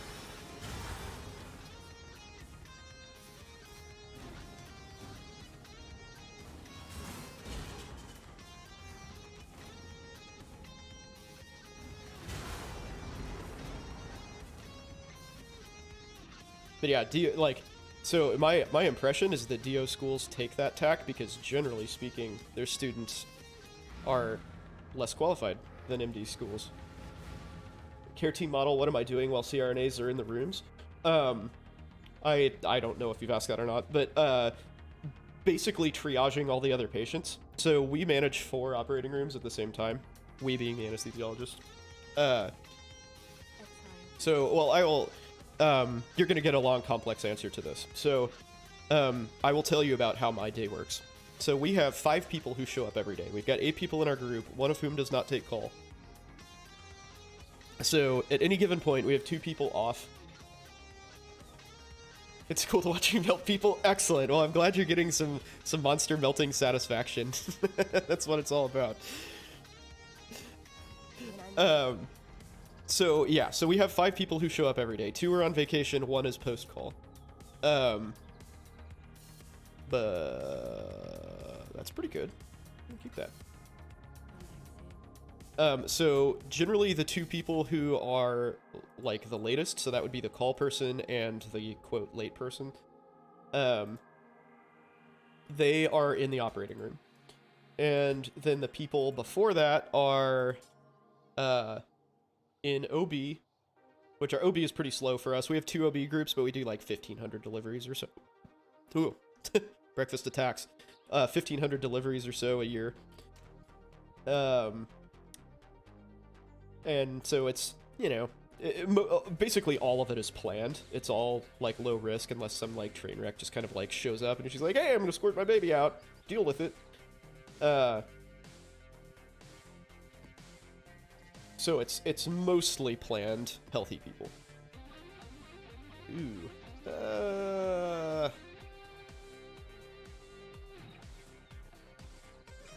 Yeah, I don't know about that. Jesus, that's even worse. So yeah, so OB is sometimes busy, usually not terrible. And then there's if there's a heart surgery, somebody's assigned to that. We do, you know, 1 doc, 1 anesthetist for that. And what else? Oh yeah, there's 1 person at our surgery center as well. So the people in the operating room watch 4 ORs. The person at the surgery center, our surgery center is actually usually fairly slow, but there are some days where it's really busy. Like there's a lot of like pediatric ENT or like GI procedures or something. And in that case, you're hustling pretty good to like work up all the patients and see them. But you do have a fair amount of downtime.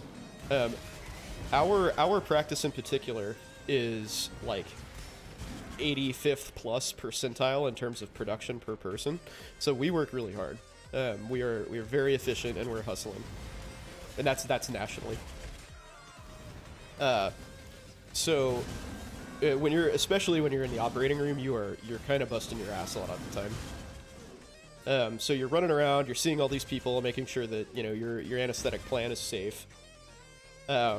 You're dealing, like if you have a sick patient, you're in there placing, you know, their central line or their arterial line, or, you know, just kind of standing around making sure that like some dangerous part of the surgery goes well. Stuff like that, or dealing with something in the ICU. You know, we were, Wait, let me think. You're on the train, but nice talking to me. Thanks, man. Thanks for hanging out. Good luck at work. Have a nice day. One death is as good as But yeah, another. we are the front line for COVID. So if there's a patient who goes to the ICU with COVID, we're the ones who get called to put, it's just hospital policy to put central lines, arterial line. And so I always forget that like people don't know what this shit is. So a central line is like a big IV that either goes like under your collarbone and under your neck or into your neck. And it's designed to be sort of like a long-term... Oh, yes, you've really done look it at this this kerning. time. This is all fucked Look up. at the situation you've got yourself. A dirty move, but you But it's won't designed to get be sort of a reminded. long-term solution for IV access. And you can also give some like pretty hardcore meds through it that are normally, you know, sort of like caustic to your veins. Like it can actually cause like phlebitis and stuff if you give them peripherally. Oh, did he just like spam that he was interested in that and bounce on me? Bummer. But anyway, that and an arterial line is like kind of another IV that goes in your wrist that lets you measure blood pressure continuously. Like, so basically every time your heart beats, you get a blood pressure reading. So we do that, and then we put a breathing tube in anybody who needs it. That's just like hospital protocol. I don't know if it's that way elsewhere, but that's what we do. Anyway, so basically we take care of the operating rooms and just like troubleshoot shit around the hospital for the most part. Sometimes, on rare occasions, that means we sit around and like wait for something to happen. Like if you're managing multiple operating rooms that have massive, you know, long ass surgeries in them, like you can find yourself chilling for like an hour before you have to go do something. That is unusual, but it does happen. So sometimes it's a nice gig because you get a little rest, but again, most of the time we're walking around pretty frantically, seeing patients, trying to, you know, put out fires and things like that. I do a lot of paperwork. Unfortunately, like, electronic medical records have done a lot to, like, streamline processes, but they've also led to chart bloat. So there's a whole bunch of shit that you have to document now that, you know, may have not necessarily been required previously, because it's easier to do so. So it's hard to put a number on it, but I would say for each patient I see, I probably have to do like 3-ish minutes of documentation, maybe a little more than that. And considering that we run about 30 to 40 people through our operating room every day, and there's 2 of us doing it. So say I'd see at least 15 people, so I probably spend an hour just on charting things every day when I'm in the operating room. So that's not super fun, but the paperwork are gonna make me cry. Yeah, it isn't fun. That is not the most glorious part of my job. Shit. When ready Okay. and not before.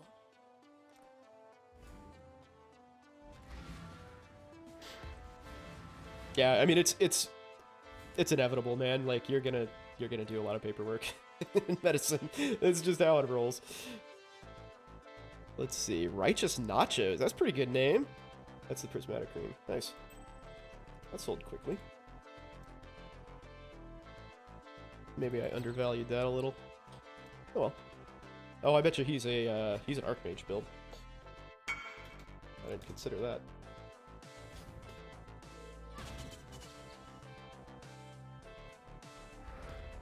That was your whole job as health and safety guy? Oh god, health and safety, man.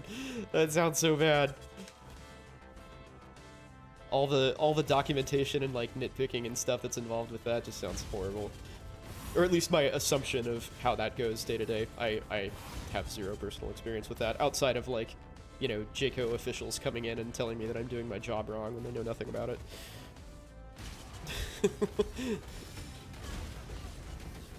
Ocean EPA, please not fine us. Nice. I mean, that's kind of like how that stuff goes, right? It's like, it's basically impossible to run a business without, you know, having a variety of infractions that they cite you for. Wait a second. Did I fail the mission? Oh, oh, fuck. Okay. So I failed 2 randomly? This time, it'll be okay. Okay, whoops. Each cog must turn. Right! Another deal. It's really nice to be able to just, like, ignite somebody and then run away and let them die. Want to be famous? Buy followers? Cool! We expected our interference. Let's ban you! Let's ban you. If I can. What the shit? Do. Prime Gaming Badge. No, that's not what I want.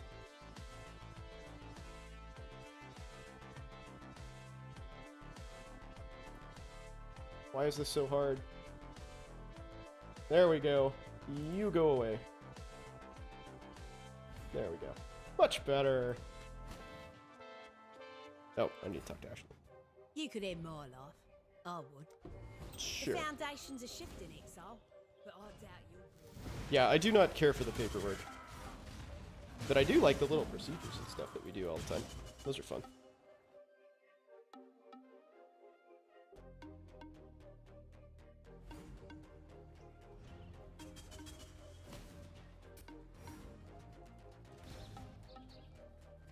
When I'm ready and not before. Ruh-roh.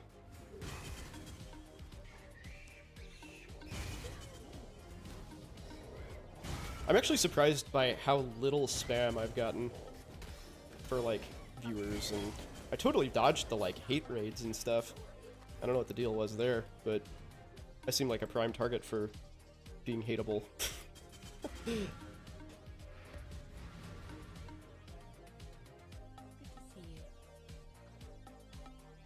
Like, so if you missed it for a long time, there was this, like, pandemic, or lack of a better way to describe it, of, like, people just, like, putting bots in your chat, like, saying a bunch of racist shit. And it was, like, very hard to avoid because they just, like, flood your chat with followers, with bot followers.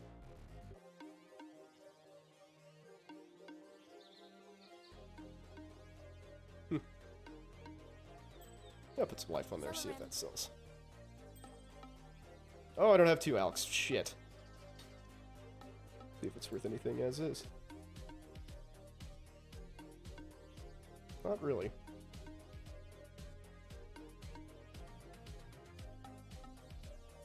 Well, maybe so. Alright, we'll hang on to it.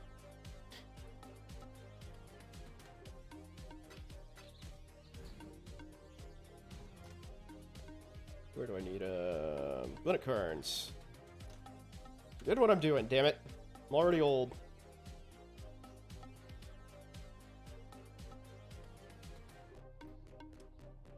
Siege map. Sure.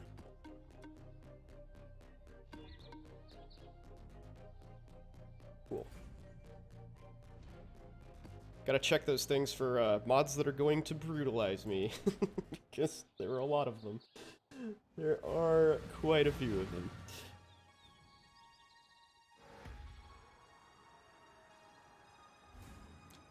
Nope.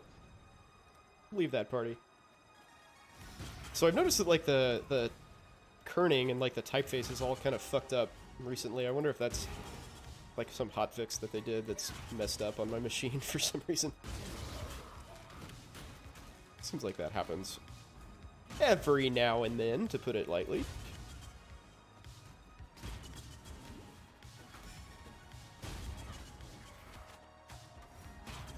But yeah, to sort of sum up what we were talking about earlier, as far as, like, what I do, like, generally through the day, is basically see patients. Basically just kind of triage things and make sure, like, nothing goes unnoticed and slips through the cracks that would be, like, unsafe for those people.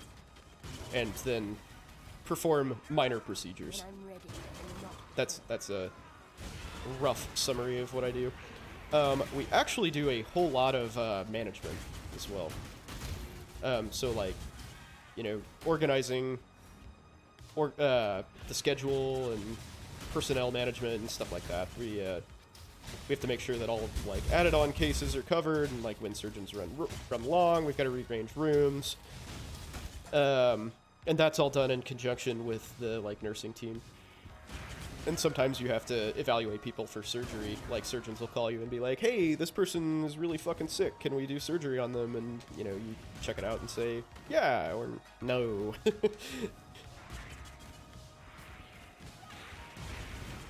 So, yeah, it's a pretty, you're sort of a Swiss Army knife. You do a lot of stuff.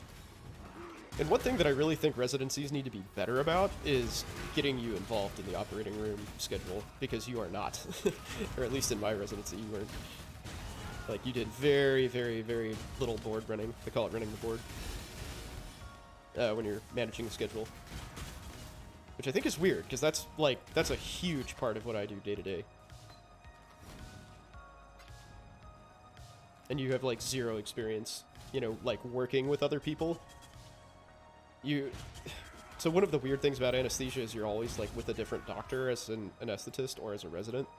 And they all have different preferences. Like it's sort of a profession that encourages sort of like compulsive behavior, basically, because there's so many things that you have to, you know, account for to perform a safe anesthetic.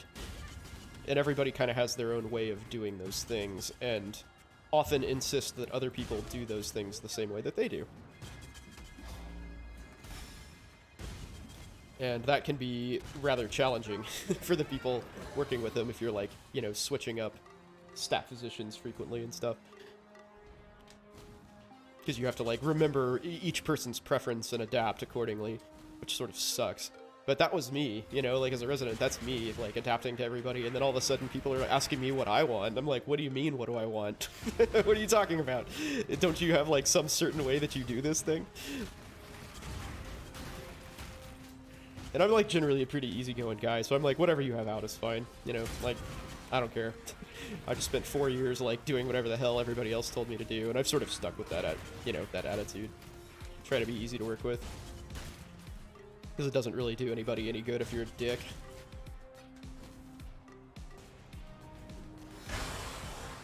But I do understand the value of, like, having, you know, like, equipment that you're familiar with and stuff. Like, sometimes different, like, there's a lot of different ways to do the same thing, but sometimes there's ways that are just, like, notably different than others, and you might not be used to that. And that's, you know, it can cost you time, or, you know, maybe you'll do the procedure wrong or something, if you're using stuff that you're unused to. So I get that. Like, I totally understand people who do want their stuff a certain way. No knock on that. But I personally tend to flex a little bit better than most, or so I'm told.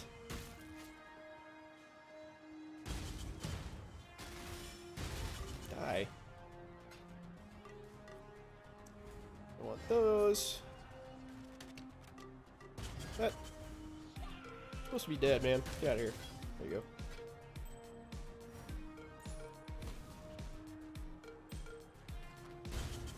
Two Splinter of Zoffs. Wow.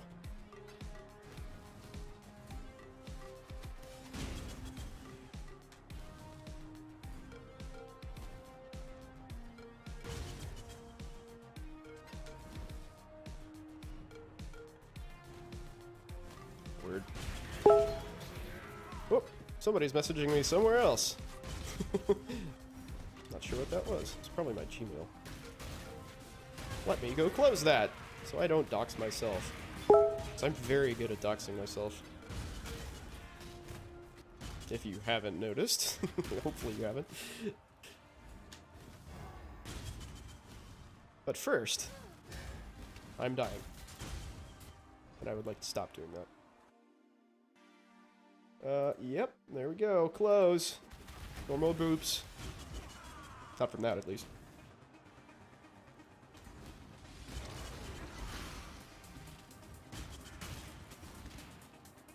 Ooh, what's that? That was Skull's Brattle. Okay, don't need that.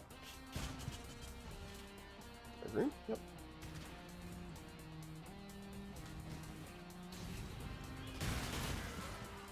Man, I'm not looking forward to going back to work. It's always so rough after a vacation. It feels like I've been gone forever, no matter how nice or how busy the vacation's been. It's like have to totally readapt to everything. Ah. But at least I'm gonna have a good weekend. Nice bachelor party fun. Oh shit. That happened quickly.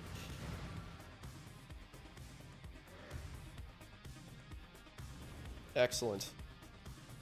Back to it.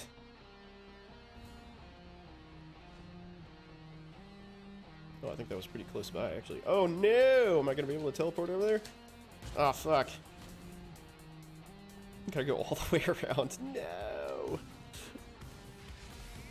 Oh, where'd you guys come from?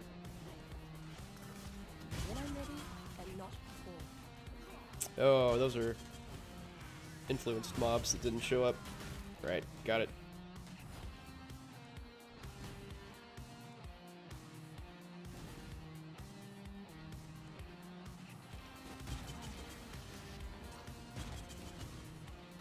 Okay, let's not die here.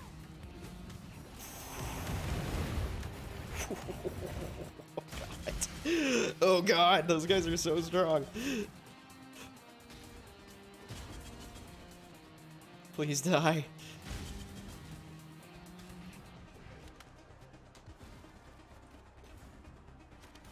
Damn, that was rough. Stealth boots. Ooh, I think those are Syntrex. Those are really good these days.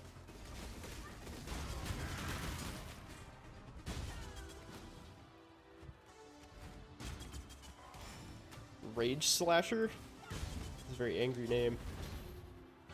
Oh man.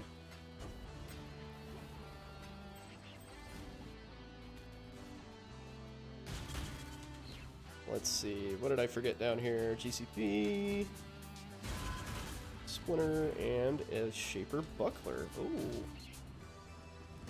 Okay. Damn, these invasion bosses are like all up in me today. Woo. Or I guess those are beyond bosses, right? Might as well ID these jewelry pieces. I need more mana. Need more mana. Alright. I think I'm done with this map. Nice.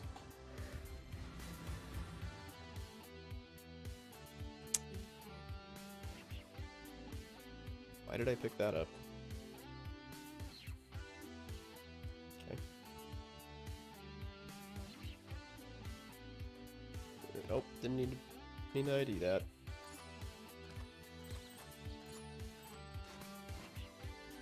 Syntrex! With a bad roll. Oh well. Bad energy shield roll at least. That's alright, still worth keeping.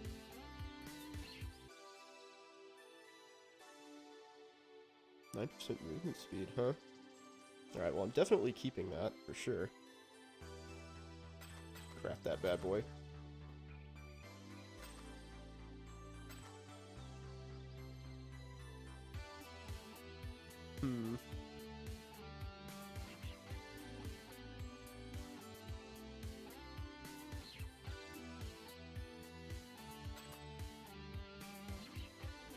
That'll do, pig. Oh, what's this, by the way?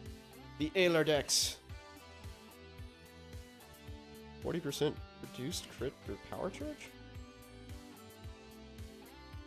Is that worth anything? Probably not. Seems like a pretty cheap, crappy unique. Okay, cool. Lovely.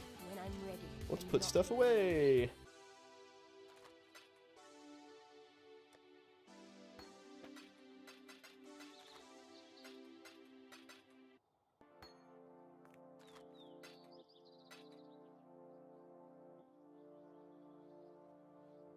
No, I meant to sell that and that. But that's all right. I really want to take advantage of the new changes to the tree, which, in case you missed them, are encouraging evasion and energy shield casting characters. So Syntrex are actually those boots that I just put away are really good for that. That might be my next character, but I'm not sure. I got a long ways to go with this one. So, distant future sorts of things. Alright, let's go kill Baran. Oh, or not. Somebody wants my bow jewel, I think. Morbid Leer. Oh shit. Morbid Orb. Morbid Gaze. Morbid Leer. There's a lot of morbidity in my my stash, apparently. Thank you.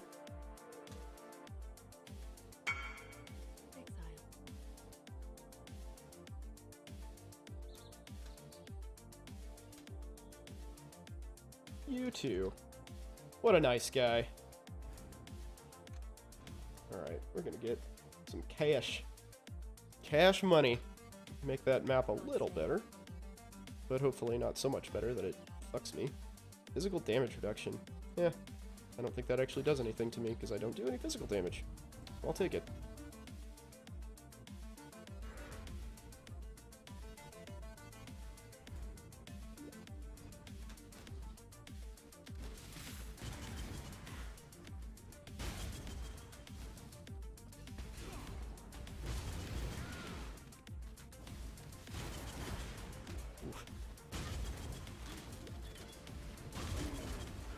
Give me some portal scrolls.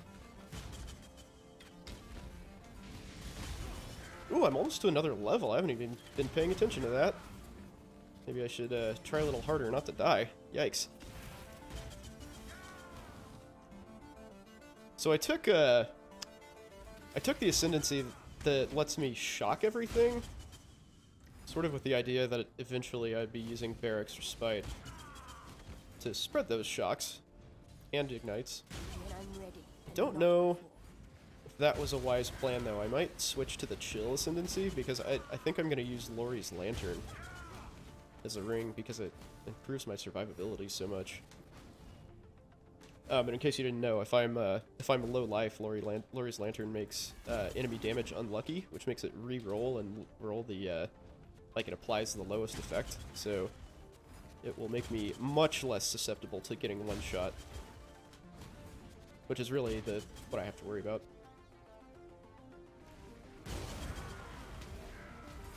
So I don't know, and I don't think I have enough resists on my other gear to to be able to wear 2 non-resist focused rings. We'll see.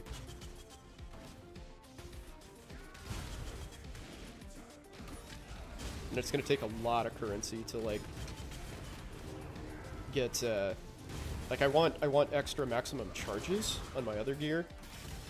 So you can get a frenzy charge on your gloves, a power charge on your helmet, and an endurance charge on your boots, I think, if I'm right about that. And I would like to have at least 1 or 2 of those in my in-game gear, but that's gonna be pretty tough to do. Like multiple exalts for for any of those pieces, most likely. So I don't know how I'm gonna cope with that. It'll be a while before I can make that kind of currency. I don't know, maybe not though. I'm moving through these conquerors pretty decently. Oh, contract.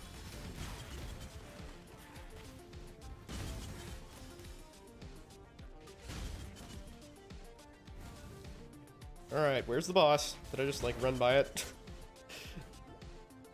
Probably did. Well, there's where I started. That doesn't do me much good. Is it down here?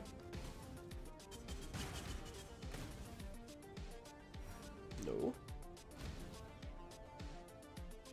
Probably up here somewhere. Just like cruised right by it. Son of a bitch. Yeah, so I'm not entirely sure. Like, I've never seen anybody go Petrified Blood on a witch before, I don't think. So I'm not really sure how that's going to work out.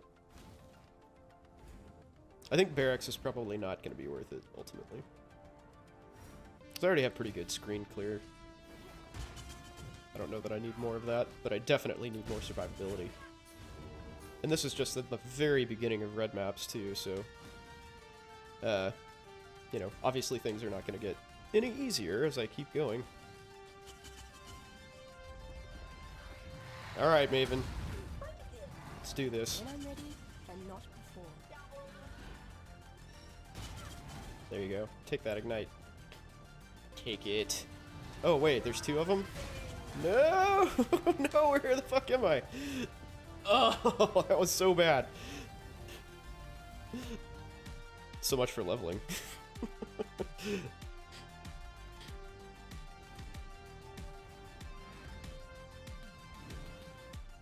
Alright, got all my stuff.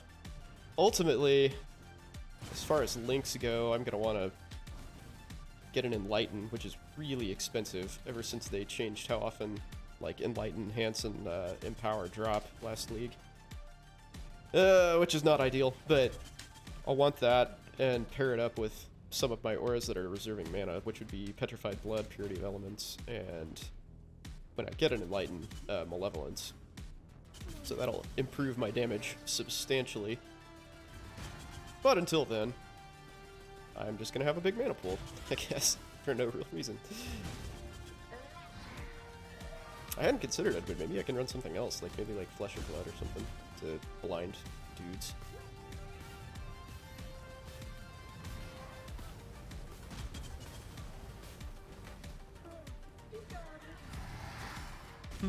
That is a thought. I don't think I'm anywhere near being able to afford even a, like, basic Enlighten. It's like 2x plus. Last I looked, anyway.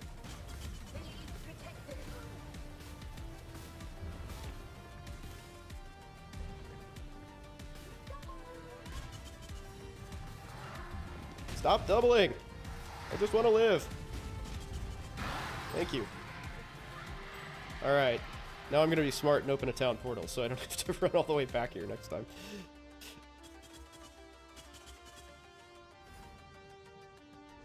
I am the fire of creation, and I shall purify your soul. Purify my soul, huh?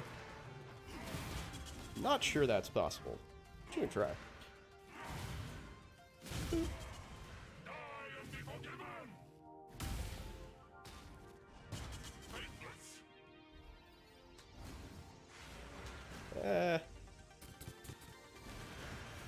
Oh shit, oh shit.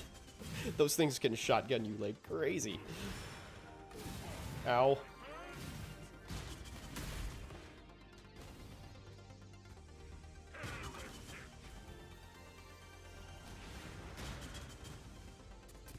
All those squares take your mana away. Oh god. I need more mana.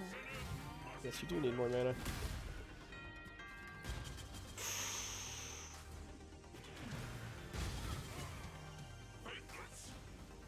When I'm ready and not Oh god. before. Shit. Man, I'm really slow. I need more movement speed somehow. Ugh. Oops.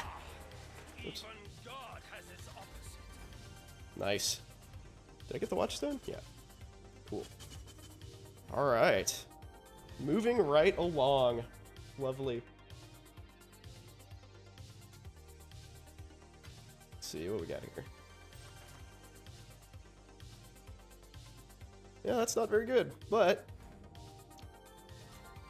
I can stick it in my craftables tab and move along with it. Yeah, it's not worth hanging on to, I don't think.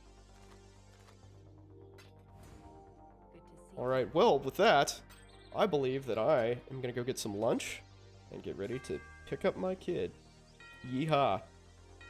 So thanks everybody for joining me. I'm MilkmanAl. Good luck out there. Hope you enjoyed the unusual Friday morning excursion. That was cool. Don't get a chance to do that very often. So, yeah. Usually I'm on Wednesdays and Fridays from 8 to 10 p.m. Check out my YouTube if you want to see some of the videos that I've done about Medicine, Path of Exile, or both.